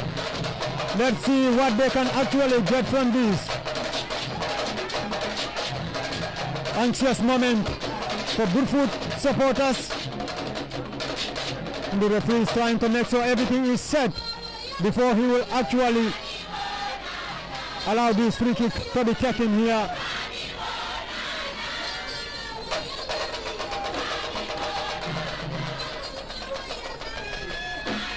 The magic spray drops there from him. He quickly pick it back and he's going to give a signal for this to be taken.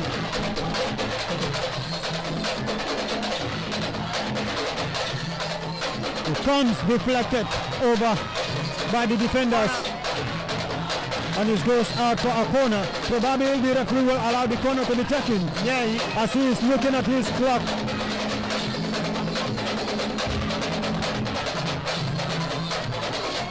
Before he takes this one, comes into the area. Shot is in! My goodness! Wasn't that a goal? So close!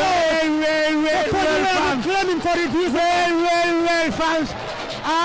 Unfortunately, we don't have video assistant referee, but I think, well, fans, the captain, I think he should have claimed it, fans.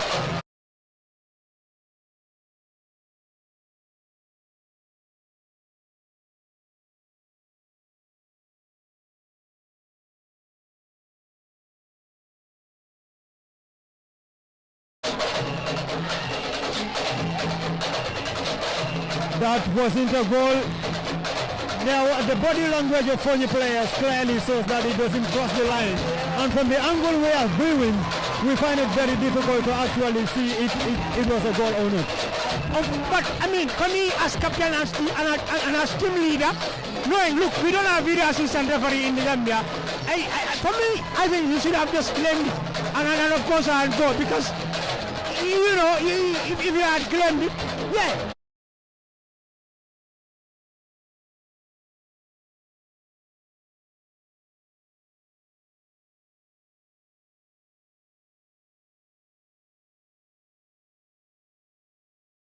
Very, very good save from the rebound. At half time here is Fonyi 1, Burfoot 2. It was an exciting first 45 minutes of football between the two teams.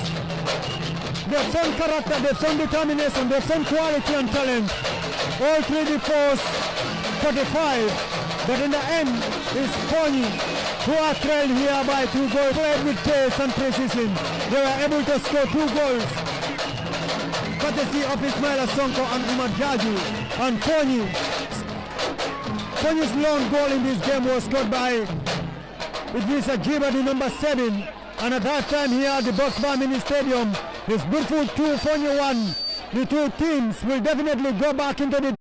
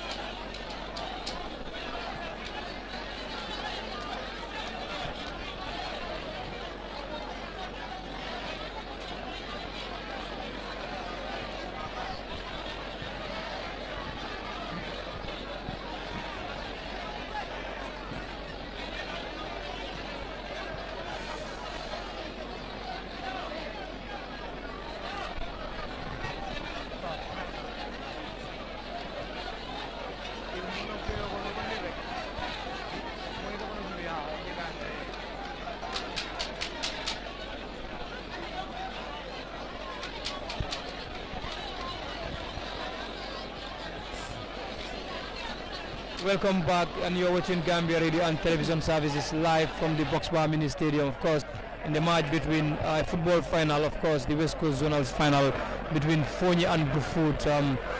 It's halftime here. Of course, we know Brufut is leading by 2-1. With me here, I'm joined by KB, who has been following the West Coast Zonals, of course. KB, let's look at the first half. Brufut scored first, Fonyi replied. And then again, we splitting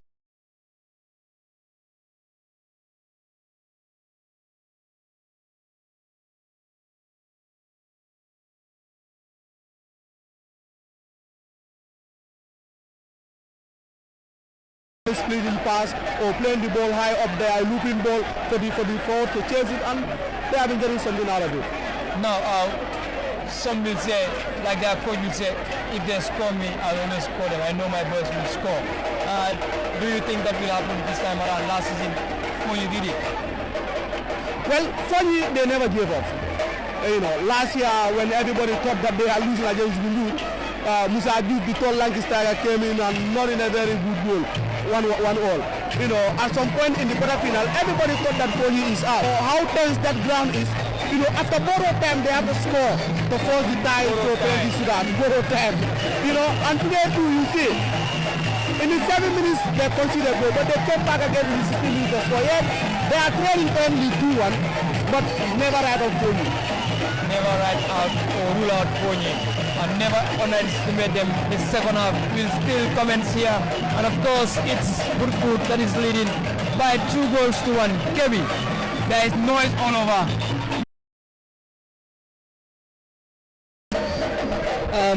To give us analysis or the halftime analysis, we will soon hand you back to our ball-to-ball commentator, that is Famara Baji, who is taking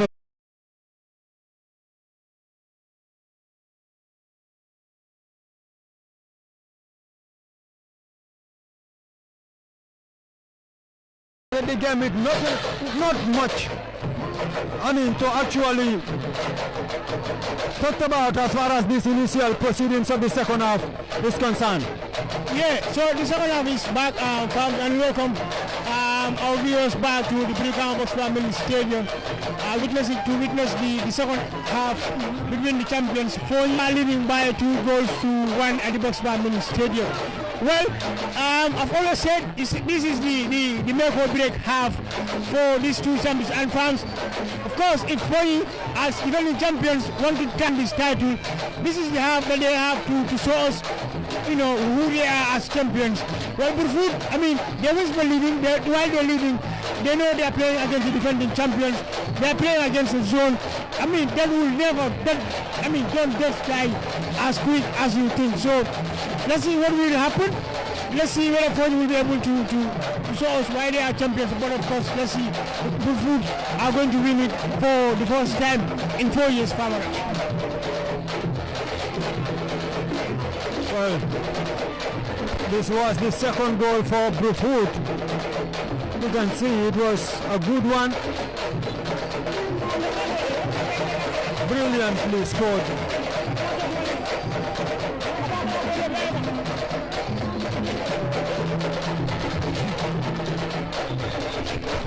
By Ismaila Sonko.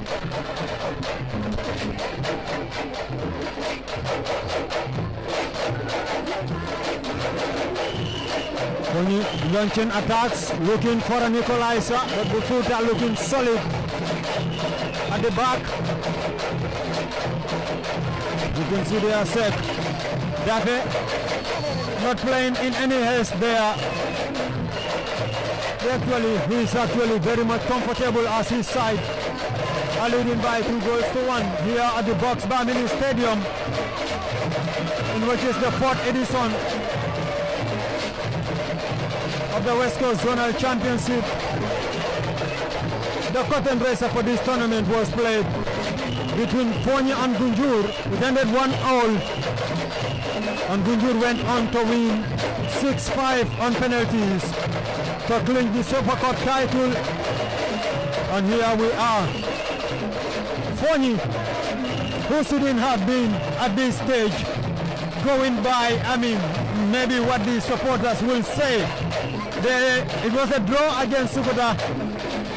They were supposed to go into penalties, but fortunately for them, there was a bit of scuffle and the organizing committee ruled in their favor. Against Sanyang, they were defeated. They went on appeal. Here they are in the final. They don't deserve to be here. They are here. And should they clinch this title, it's going to be a historic victory. A back-to-back win for the very first time you're going to see anything like this, that happening in this tournament season. Yeah, a football fan, for me, a personal one will tell you, yes, Fonyi did not deserve to be in the finals. And to some extent, you will agree with them. But honestly, we have teams who, if you look at football, you will say they are more deserving than Fonyi to be in the final. For example, Sana, on the leadership of Musa Koli, their head coach, for me, they were fantastic. Deservedly, they won against Fonyi in the semi-finals and went into the finals. But, you cannot blame Fonyi for what they did, fans, because the rules were there and they were clear. So I think sometimes, I said it the other time, some of these players, fans, I think they need to be honest. The player that cost Sanyang not playing this final knew very well that he played in Sanyang, and he knew very well that again, Fonyi was zone. He went on to play in both zones. Of course, Fonyi knowing very well that the player played in their own zone, and then they went on to do the protest, and of course the organizing committee, go through their protest. They found that yes, their protest holds water.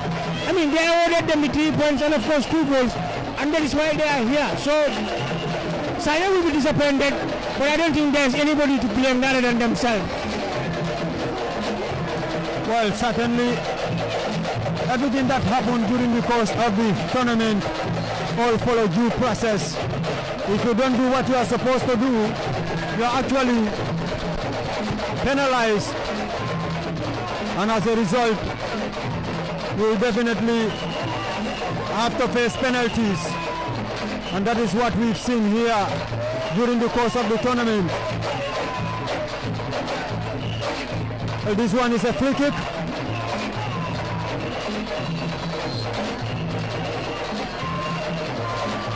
Block there.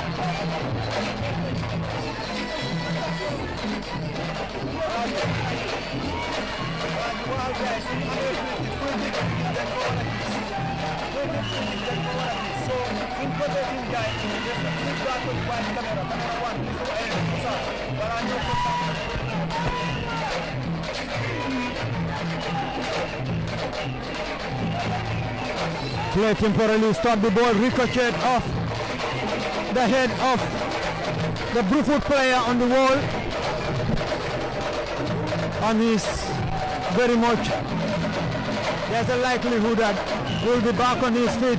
That is in fact the team captain. That was a tight one. This was the opening goal for Bruford, scored by Omar Jaju rather. That was a good fire into this Bruford side. You know, at the start of the game, we really saw Fonyi, starting in a high-flying fashion. You look at the goal they scored, it was a brilliant one, Modlani. Look at the pass, look at the control, and the finish was sublime. Quite significant, the Suleiman Jiba, of course, very troubling up there. I think the number 7, Idris Jiba. He's very troubling there. He's very instrumental. He's the one taking all the attacks for Fonyi up there. But then what they need in the second half is the distribution of balls all over both sides to ensure that the level matters here. Fonyi in possession. Fonyi playing helter-skelter here at the Box Stadium, trying to actually get things done here. They're trying to get the defense line of their opposition quite busy. So the referee is trying to monitor the situations to see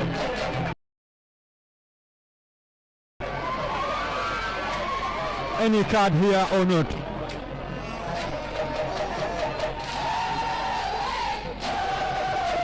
Quite a first half, and we've seen the same in the second half, Modlani.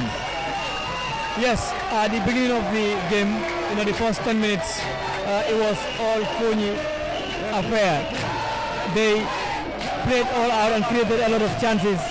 And like you said, the second half also, we've seen them coming all out, all what they wanted, all what they want. Perhaps in the first 10 minutes of the second half, to poach a goal and level matters, and then try to see how to settle, by the end of the day or by the end of the match. That will be significant for the people of Fonyi. We've so far witnessed 3 yellow cards in this game.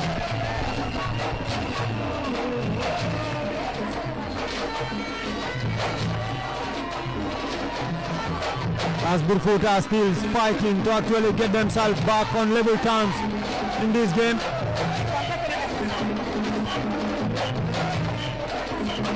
But Fonyi rather are trying to get themselves back on level terms, are being carried away by the ambience here. But Fonyi going forward, cross comes into the area. Beyond everyone in the box there, should have been better than that. But all in all, it was a good build-up again from Fonyi. And they nearly make it through. But that was well taken care of by the defense line. The goalkeeper actually saw the action.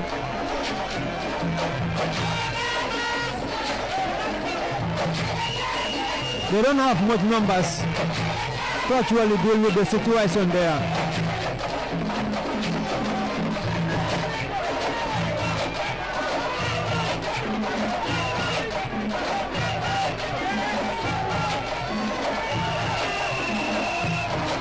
Fonyi trying to seek for gaps to exploit slowly, knocking inside the opposition half. Bruford. They're going forward. Fonyi, Yusufa, looking at the way they're playing, you can see how much they actually want to penetrate to actually make sure they take back Bruford. Before going forward.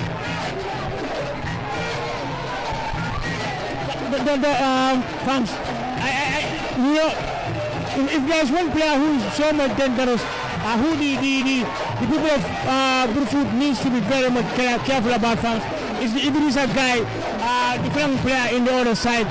For me, of all the games that I've watched, he has the most deadliest, and of course, he could cause harm in any. I mean, the commotion that was caused at the mayhem that was caused at Asugura was caused by him. He was there mesmerizing the Sugura defense that eventually led to, Sugura conceding in the 93rd minute that led to that chaos, and that is why we are here. So, of course, he is their talisman, and of course, as long as he stays in the pitch, I think he is dangerous for him.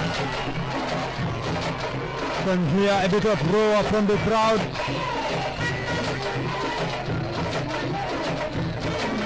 Ball out of play for a throw. That was clearly seen, visible. No question about that. Slowly, movements here between funny players. Giba trying to get the ball down. He's a tricky player, virtually difficult to stop. Not by one player, if not two. One cannot stop. Suleiman Giba, the number 10 for Fonyi. He's just a fantastic player, Yusufa. You saw him play against Gunjur. He was the mastermind of their play, and he's trying to demonstrate the same thing here. He is, and that particular day when we watched him in the Super Cup, we said he's going to be one of the players that people should watch in this West Coast Zonals, and of course he has been delivering for Fonyi in all their games. And of course, when he's introduced, I hope the beautiful players are watching him, fans. He is such a deadly player.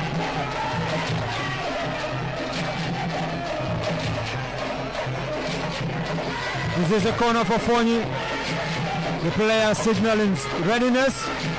Load the ball into the area. My goodness, so close. That was a bit close. But we've changed our commentary analyst here. We've just been joined by Ibrana Kevin Sonko, who will not allow anyone to write the history of this tournament for him. He has been following this tournament closely enough to narrate every detail of it. And here we are at the finals of this 4th edition between Fonyi and Brufut. Kebi, it has been such a game. 3 goals in the first half. Here we are in the second half, here to see a goal. Well, a breathtaking first half for you, a first half where we have seen 3 goals, but since we came into the second half, it has been all, Fonyi here. They are desperately looking for an equalizer, and with the way they are playing, if Brufut don't, buckle up, they might get their equalizer. But as of now, Brufut are leading and Fonyi is trailing. Quarter of an hour played into the second half. A lot of players out there to possibly come to solidify things or actually come on for rescue mission. We're going to see Fonyi introduce players to this game shortly. But that is going to be after this throw is taken. The free kick rather is taken. A high-hanging one comes into the area.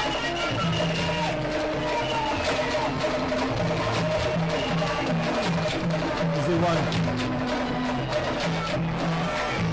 A missed control there by Suleiman Giba. Kebi, you look at the way Brufut plays. I mean, we're going to see them introducing 2 players to the game.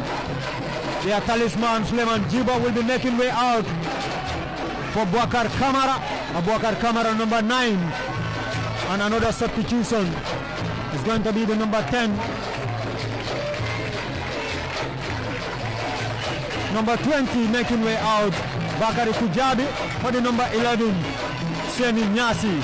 2 players on for rescue mission. Can they rescue their side? But looking at the way Brufut play, I think they played with a lot of pace. Fonyi, when they considered that first goal, they pegged back. They were trying to go all out for a second goal, and Brufut capitalized on a counter-attack. Well, Brufut came with a game plan. They know their team, they are very pacey. and Fonyi usually play a high line. You can see, despite their pace, they always hold on to their runs and allow the midfielders to play in a looping pass behind the defenders, and then they give it a chase, and they are winning that. That's how they scored their. That's how their second goal came about, and they create some opportunities to do that. Fonyi, I think they are servicing their star man Idrissa Giba so much. Every other ball is into the right side of the play, and he's not at his best. The Burfoot defenders are always very alert. It's only once they let him be, and that was the time he created that equalizer. And since then, they have been very careful. They have been very mindful of him. Well, Kevin, we can just quickly look at, this tournament, the fourth edition. The first one was won by Gunjur, the second one Sanya, and the third one Fonyi. And the fourth one, we are still yet to know who the winners are going to be. But let's look at the initiative.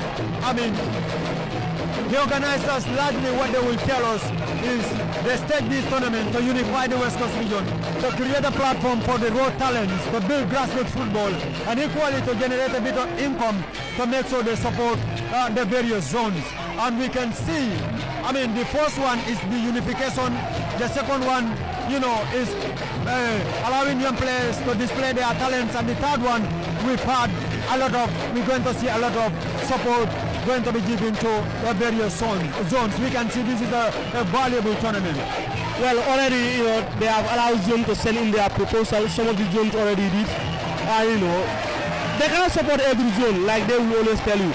But if you send in your proposal and it was supporting, and is in between the parameter of their finance, they will support. I think that's all about this tournament. And already some of the players that started playing here are now national team players. I remember, Abdullah Tamba, the left-sided defender for Fortune. He started, playing for Brikama zone in this tournament. He rose towards the ranks of Fortune. And in the last time the Gambia played the under-20 qualifiers in Liberia, he's the starter. So that's what we expect. And so many of these boys also will find themselves in the 4th division. Already you check most of the West Coast teams, divisional teams, 1st and 2nd division. You can see very, very many of these players there. Well, this clearly shows we all should endeavor, that is the West Coast region, to support this tournament, to actually make sure they bankroll it and try to help the organizers in actually achieving their dreams so far as this tournament is concerned. But so far it's Burfoot 2, Fonyi 1. In case you just joined in, we are live here at the Box Bar Mini Stadium, where the finals of the West Coast Zonal Championship 2024 edition is taking place. And this is a free kick for Burfoot, who are leading by 2-1 at a dangerous position. We are still yet to see a free kick being scored in this game. We've seen a couple of decent ones, but we are still yet to see a direct, free kick scoring from, a goal scoring from free kick theory. Well, Gambian football, we have specialist problem. Dead ball specialists. We don't have too many dead ball specialists. We have few of them. I remember in those days, Mudlamin of Bombada, then Relevant. We used to score a lot of goals. But even our national team, we continue to go from dead ball and set pieces, but we hardly take our chances there. But at this point, I think a specialist could do a damage. Well, the play is still temporarily stopped here.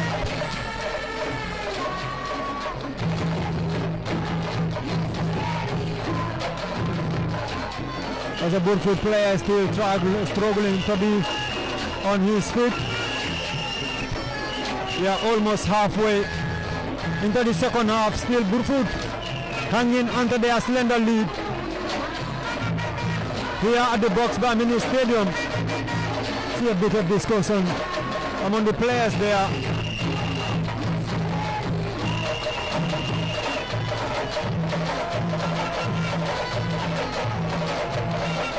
They're still trying to decide who is going to take this shot here. We have a couple of players standing over the ball, hoping that they can actually get something from this.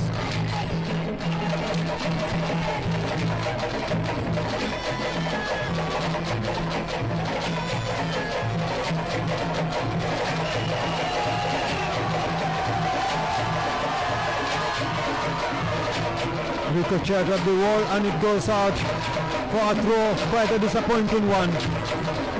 Keddy, well, don't you think a lot of zones should have taken inspiration from this West Coast Zonal Championship?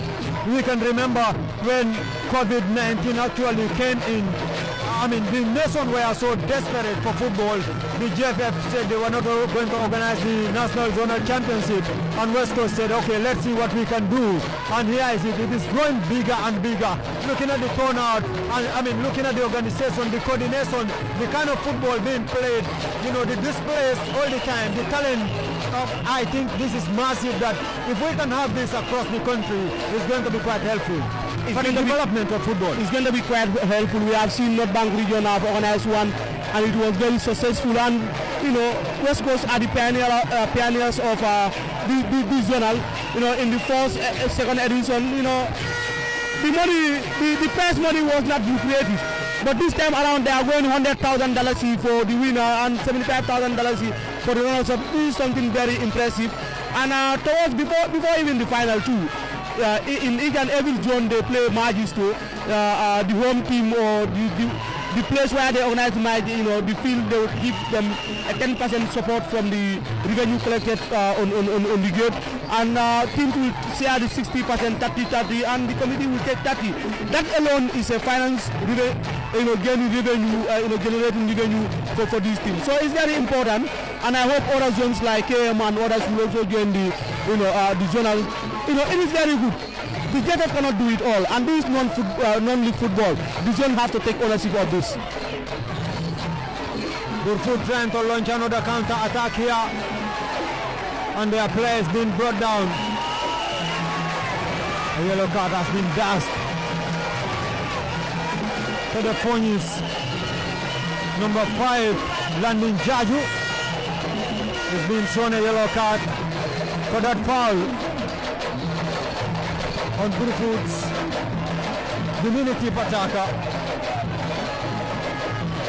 Kajali Conte.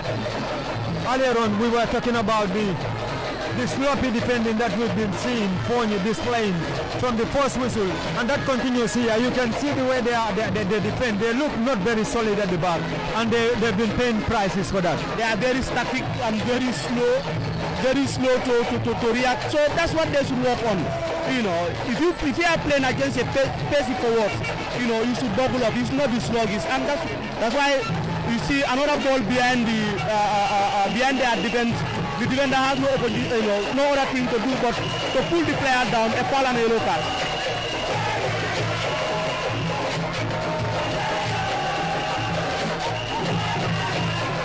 Well, this is a free kick. The Burfoot supporters will be hoping it can actually hit the net. Quite a disappointing one, not very good. Maybe probably they need to go and borrow players like is it Anderson? There's this boy who used to play in the Brikama Norwegian. Anderson, trust me, if Anderson with all these free kick, one will hit the back of the net. At this level I have never seen a Gambian player so accurate like him. Such players have been seen here, but the referee will allow the advantage to be played here. You see another high line. The ball is put behind the defenders and no one is there to chase. Yeah, exactly. You know, I think Phony actually, they need to look at the way they're trying to defend this game. Otherwise, they will continue to pay prices for that. Burfoot are not that very much solid as a team. You look at them, but the cohesion you can see clearly being displayed on the pitch. For me, not only the cohesion but the tactics. Burfoot, for me, man to man, Phony is superior, but the tactics are working for them. But you see, even Iditajiba is now back on the left because the right has been sealed. Phony trying to level matters. What a brilliant goal! Famara Jaju made it 1-1, 2-2 rather, for Fonyi. That was an incredible strike from a close angle, and 27 minutes into the second half is Fonyi 1, or Fonyi 2 rather, beg your pardon, Brufut 2.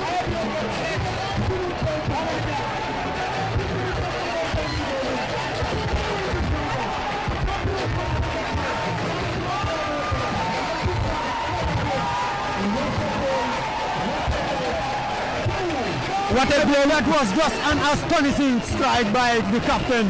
A leader by example. A leader, for me, he's the most experienced player on the pitch here. He used to be a solid midfielder for Bombarda over the years, and in the last 2-3 seasons he has been playing more than in Fonyi. For me, his quality is beyond this, and you can see he's the same player that's, wall up the crossbar with a very powerful left-footed shot, and again he's on the receiving end. What a way to smash the ball in. 2-2 all. I told you, never right of Fonyi. Because I remember at Debadu when everybody thought that they are going at borrow time they score. Last year against Gulu, Musaji Mareto led the parity at borrow time, and today also, not at borrow time, but at least they restore parity. That was quite a strike, Yusufa. A captain, fantastic captain, a leader, has manifested that he deserves to be the leader for this Fonyi side. Famara Jaju with a brilliant equalizer for Fonyi. 2-2 here at the Box Bar Mini Stadium. German Famara, of course, captain. I mean, he delivered when it matters the most. When Fonyi needed when Fonyi needed it the most, who else who could deliver other than the captain? Famara Jaju. He told us when we went to Fonyi that he is ready to lead this Fonyi team to victory, this Fonyi team to defend their title, to defend their crown. And of course, when it matters the most, that is when he delivered counts. And for me, the goal, what a goal it was! It's a goal that he will remember for a long time. Well, France, we've played about 30 minutes into this game. It's scored 2-2 now. It can go either way, Famara now. Well, this is funny for you. This is a goal that will never want to die, Famara. So, well, defending champions, let's see what they will have. Probably they might go on to defend it, but again, they will have to beat Brufut to defend it, Famara. So, 2-2 is German. They never give up. Never. They believe the slogan that in football it is never over until it is all over. And they've clearly manifested that all through their participation in this tournament, Fonyi. And they've been getting reward for that. And they are rewarded for it again. It's 2-2.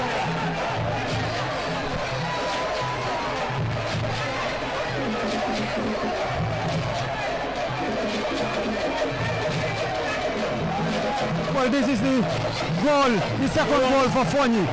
You look at it. The Brufut players were not on high alert. Look at it. They're trying to defend here. Not looking. Not any offside here. A strike into the back of the net. That was a malicious strike intending to harm the goalkeeper, Madlamin. Should the goalkeeper stop that one, we might probably be talking about something different. That was a powerful finisher, Famara. And sorry, Fonyi have shown that they don't want to die. They have refused to die, like people say. And it's 2-2 here, and then that is taking the game to another level. It's like nothing is going to change here from the beginning of the first 10 minutes of this particular game. And now it's a heated one here between Fonyi and Brufut. They always come from behind to restore parity. And their coach is always saying or telling the media or the people, sport journalists, that Fonyi will always score and take the game to another level. So it's quite exciting and very, very thrilling right now at the Box Bar Mini Stadium.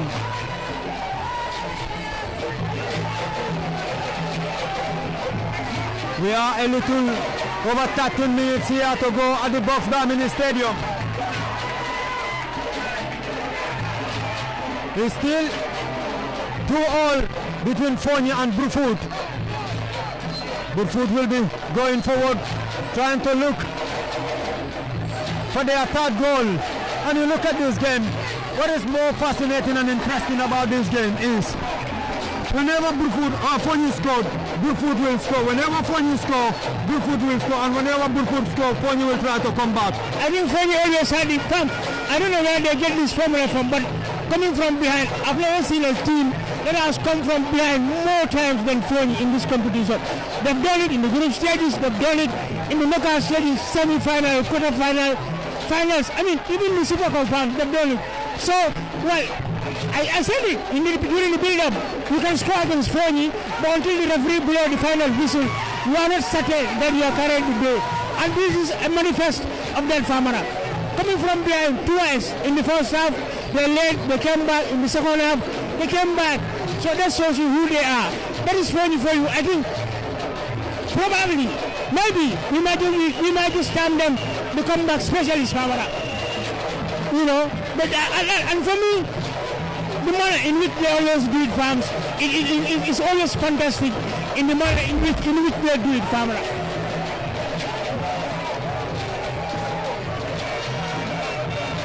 They are proving themselves as the mastermind of combats as far as this tournament is concerned.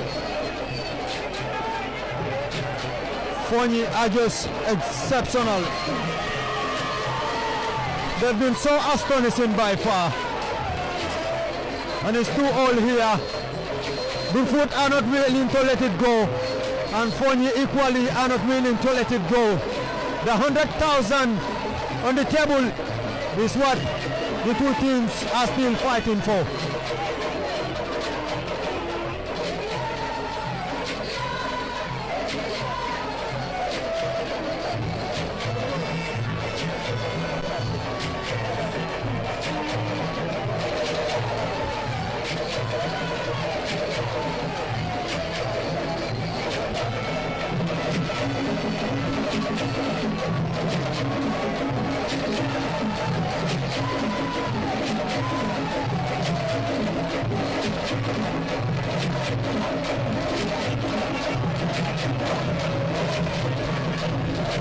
Quite an astonishing game. The play is temporarily stopped here at the Box Bar Mini Stadium as we are actually just 10 minutes away from this game. We're going to see Burfoot introducing two players, number 10 and 13. We will come in shortly. Abdul Karim Kaur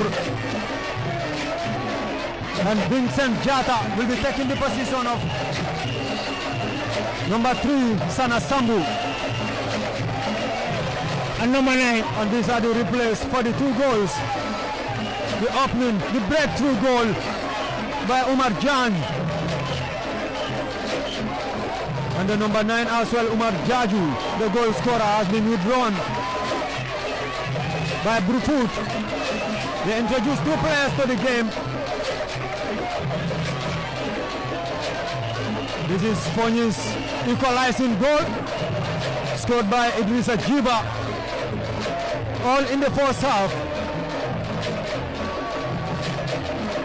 3 goals in the first half, 2 in the first half. It was 2-1 in now 2-1 in the second half. So 4-goal trailer. Can see that was the second goal for Burfoot, which actually came from the counter attack. That's what it's in. Fonyi are trying to go for a goal. Well, Famara, I mean, a final that produced 4 goals, Famara. I mean, that must be something, that must be a special final. Hardly we go to finals, I mean, you see 2-3 goals. Only on special occasions that comes, you will see 4 goals in a final. Yeah, in 2022, Birkama Sanya, it was 2-all. Yeah. That was a very exciting game. It was. When Birkama think they are going to steal the show. Yeah. You know, I remember that Sanya equalizer. Exactly. You know, so I think it was. My goodness, that was almost a 3rd goal for Fonyi. They nearly make it 3. You can see the coach very did very well there. Dafe. Yes.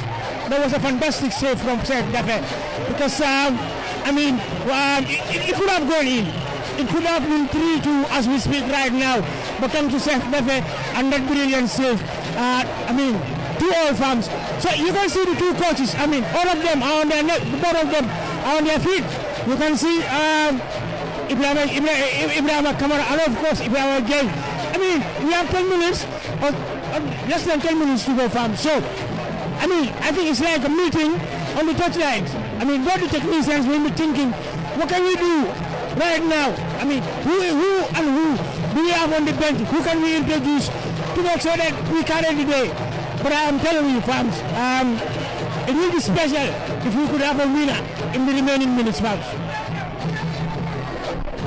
Well, the organizing committee members will be praying that the score stays like this so that they can generate further income in the replay final, while the players or supporters who actually paid $100 and $300 will be hoping that there is a winner within the regulation time. But whatever happens, it is going to be either in the interest, generally we can say it's going to be in the interest of West Coast region. Well, of course, as we speak, we have already played, So, and these people will be hoping that the score stays like this. Well, we have played 84 minutes of this game, so the Bruford faithful will wish to win, and the Foley faithful will wish to win. Even the neutrals at some point they want this final to be decided once and for all. But again, the organizers, even though it's very hectic to organize a final, if there is no winner, that means again, we are expecting this kind of crowd here, and that means more revenue for West Coast, not only for the committee but for the entire zone. And then if they judiciously use the finance, that means more support for the zones. Well, this is a throw for Fonyi, Bruford rather, taken long.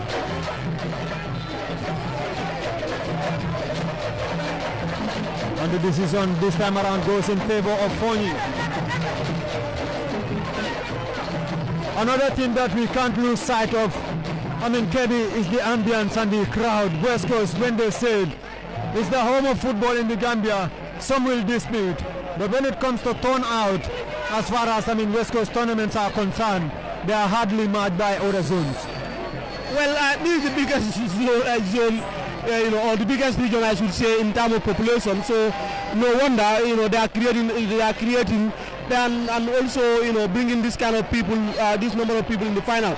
But I will thank the media committee. This is not only the job of, let's say, the fine football that has been showcased here, but at what price have you sold this final? That also has gone a long way, to mobilize a lot of crowds to come here. This is not the first final. In each and every final of West Coast, you expect a crowd bigger than this, or a crowd at least equal to this. So kudos to the media subcommittee and the West Coast zone at large. Well,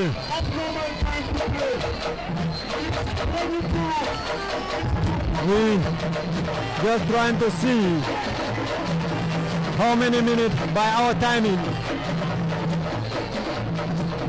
We are just 4 minutes away from the regulation time. It's 2-2 here at the Box Barmini Stadium, Oil Square. Bruford must be on the dreamland. They're almost so close. But Fonyi actually prevented them from winning this game in regulation time. As we are heading into the closing stages of the game, Fonyi continue their movements here. Good defending by Bruford.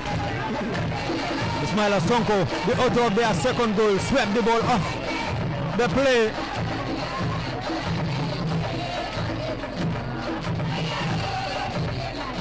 Fonyi trying to look for gaps to exploit. They'll return the ball back in their own half to allow spaces within the opposition half, which they nearly get, but it is a giver. Missed that one. This was something that they were looking forward to. Kebi, can we see a drama unfolding before our eyes here? Fonyi, a side well known for producing late dramas. Their supporters will be hoping they can replicate something similar, especially in this game, and they are going forward for something like that. well, you know, like exactly you said, they are making them for themselves for scoring late goals. But in as much as they are attacking, they should also be mindful of, you know, they should also be very mindful of defending, because you attack, but if you miss, if they count on you, they score, it will be very difficult for them to come back again. End stop here at the Box Mini Stadium. A proud moment for the organizing committee. A complete hitch-free tournament. And for those of you following in Europe, America, Asia, other part of Africa, we are live here at the Box Mini Stadium for the 2024 West Coast Zonal Championship Final between Brufut and Fonyi. 2-2 is the score. I saw one secretarian asking the score line when it has been displayed. Tala Job was asking who is leading, and the score line is here up for him to see what he's asking. He can only be from Sukuta. You want Fonyi to win? Yeah. No secretarian will want Fonyi to win this tournament, given what happened between them. They believe they are treated unfairly, and it's against Fonyi. And you know, now that Fonyi is semi-final, even in the semi, I can remember when Fonyi lost to against Sanyang, Sukuta were very happy, and there came another appeal, and they entered the final.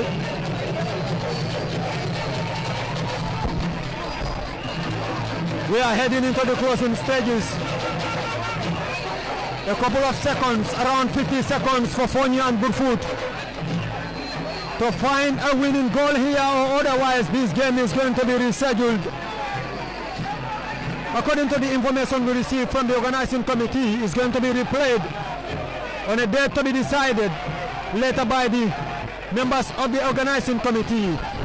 But so far it's Fonyi 2, Brufut 2. Yusufa, there's no indication that we're going to see a late drama in this game. Probably Independence Day 2025 will be the day we will have another winner. You remember when Gunjur played and Drew Fonyi, on New Year's Day. You remember it was on the first. They failed to produce a winner. It was on New Year. It was on Independence Day, 18 February 2024, when we had a champion. And from all indication, fans, it seems like February 18, 2025 will be 2025. We will have another champion on Independence Day 2025 again. Probably Fonyi want to, you know, take us to another Independence Day victory, fans. Well, 120 seconds for a winner to emerge in this game. Brufut have an opportunity to actually see what they can actually get from this corner. There's a likelihood of anything happening in this corner, from this corner kick. And we have a lot of Brufut players waiting for a delivery. It comes into the area. A header! Blocked well there by the defenders. My goodness. A nervous moment for the Fonyi faithful. But I think this time around, not only a nervous moment for Fonyi people, even the rest of the organizers were participating. And even that goal goes in, there's no replay, and that means, you know, they are not going to get any money come on the 18th of February. So that is to say, from here we're going to wait until on the 18th of February for the replay game. Yeah, because it is only 18th of February where we don't have any match, and it's a public holiday, so it's a befitting day. See that. And that is the final whistle here at the Box Mini Stadium. All square between Fonyi and Brufut.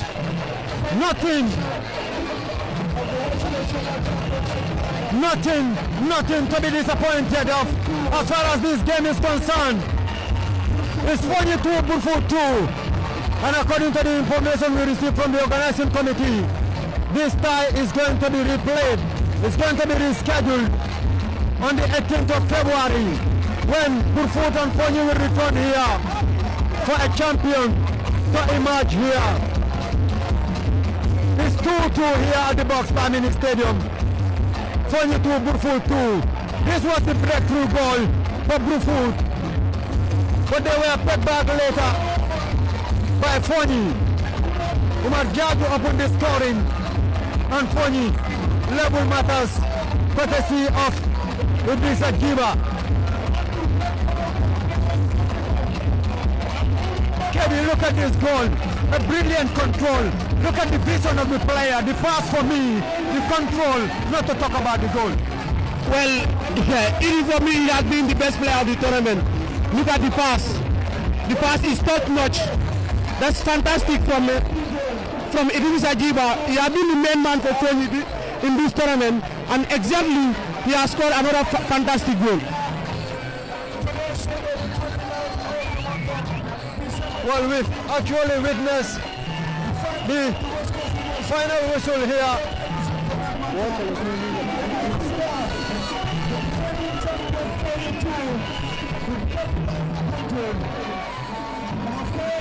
We've actually witnessed the final whistle here, but now we have the coach for Brufut. First, tell us your name. Ibrahima Gay. Ibrahima Gay. I mean, a 2-all draw against Fonyi. First, your take on the game. First of all, I will thank Allah because we played this game in peaceful and we finished the game in peaceful. And I will thank Allah for that. We are going to learn from our mistakes because football is all about that. Yeah, to be honest, we prepare a lot for this game. But thank God the game did not go into our way. So we are going to learn from our mistakes, to be honest. Are you disappointed with the kind of goals you conceded? All the time you will take the lead and Fonyi will come back from behind. Yeah, to be honest, I'm disappointed because we lead Fonyi come back. We lead again Fonyi come back. And I'm very, very disappointed with my defense line today. Well, what should we expect in the replay? The replay, we are going to win, inshallah, because we are going to learn from our mistakes. Yeah, we are in this tournament to learn from our mistakes. And our next game, we are going to learn from our mistakes. Yeah. Okay, briefly, in any national language that you can speak, Wolof or Mandinka? Briefly. Okay, Ibrahima Gay, Brufut la ko nye soto jam. Alfa later al nim Fonyi. Ale Fonyi kata danya fula soto, Brufut kata danya fula soto. Isa Fonyi game oni ya jenya ni lete amera mina ma work right for Brufut.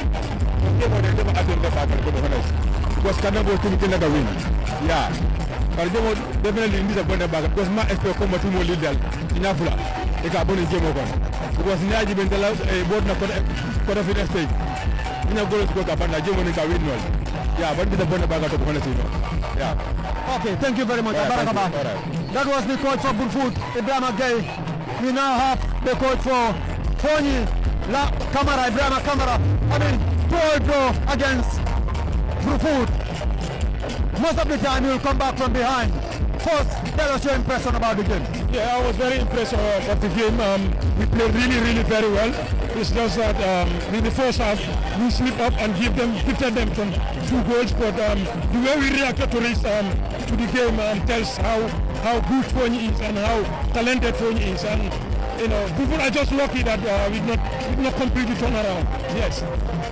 Is it a strategy for Fonyi? Usually they will come from behind. They will wait for teams to score them and we will see them taking back. Yeah, not actually it's a strategy also. It's just something like a coincidence. Like we usually concede and come from behind. It's good for us though that if we concede we still have to believe how we will turn it around because we have done it several times and why not today? And that's what exactly happened. Defensive-wise, your side were not at best. The kind of the 2 goals you conceded, you know, all from defensive error, ranging from the goalkeeping to the defensive error.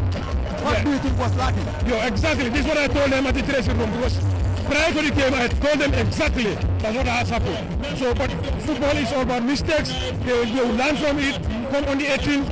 Last year on the 18th we made history. On the 18th we want to make history. Okay, Fonyi kolbara moyo kane Ibrahima Kamara.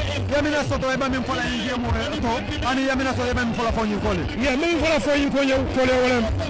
Konya no lafta mun ka game oni win bi. But alamana lanyin. So min fola wala on the 18th February. Yen ana ye Fonyi support. Ni ala sonda min kala stonu. On the 18th February. Wala bina kala ko rega wala Fonyi be kanyala le. Ko Fonyi samara inshallah. Ni Allah taala so. Okay, abarakaba. Thank you very much. Well, Ibrahima Kamara team, Fonyi head coach. Side, we now have Radio Soul, Danso.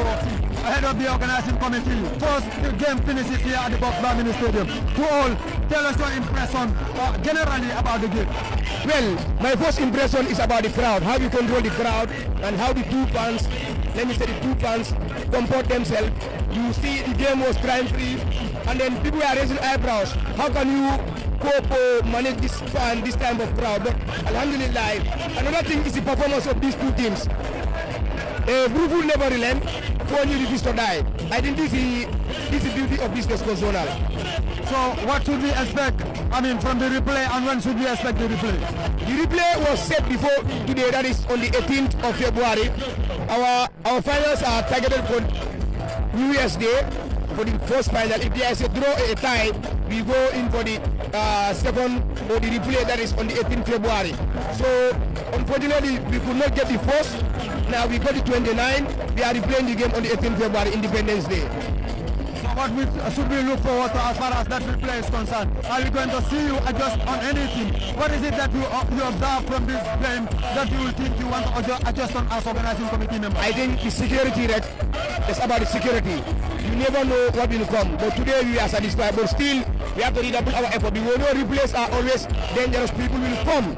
Those who miss, those who don't come to watch, they'll want to come back and watch, or they'll want to come and then see the second game that's a replay. So we need to be extra careful. And then the organization also, how we are coordinating the ground, this individual hour whatsoever, we're going to improve and then we're going to increase whatsoever effort was done.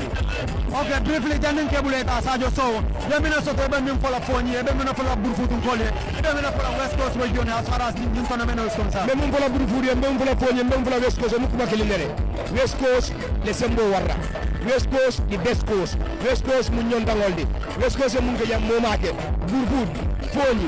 West Coast, Momo Winda B. West Coast, Levinda. Lamina, West Coast, Jarnana, Mina Sabu, Kambedane, the Furna JB. Abarakabake, what I can Sajo Soti, Janso, Atalo head of the media and organizing committee, saying body will coming, Fallen Unyami.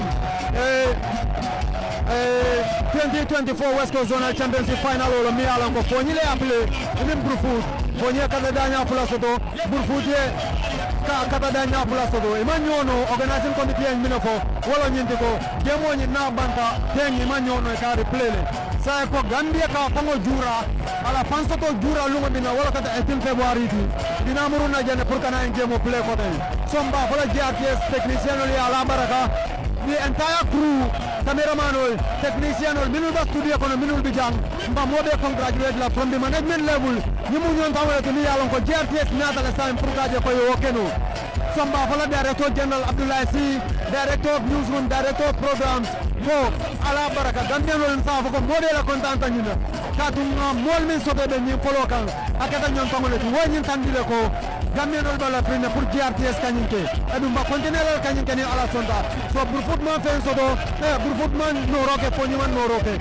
Mba ko kum pala le janno to. Mba transmission no burunda studio to. Ka fo mode ala baraka. Ado me fana njibe all crew. Mba fala ya ala baraka all along. Bye bye. Foni na la coverage do na tale ko ten. Antalon fama Supa ani Ibrahim Kebi Sonko ani Modla Amin Sani. Ndole bale commentary team to jam. Thank you very much to everybody. We're going to close our live coverage here until we come your way for another live event. Bye bye.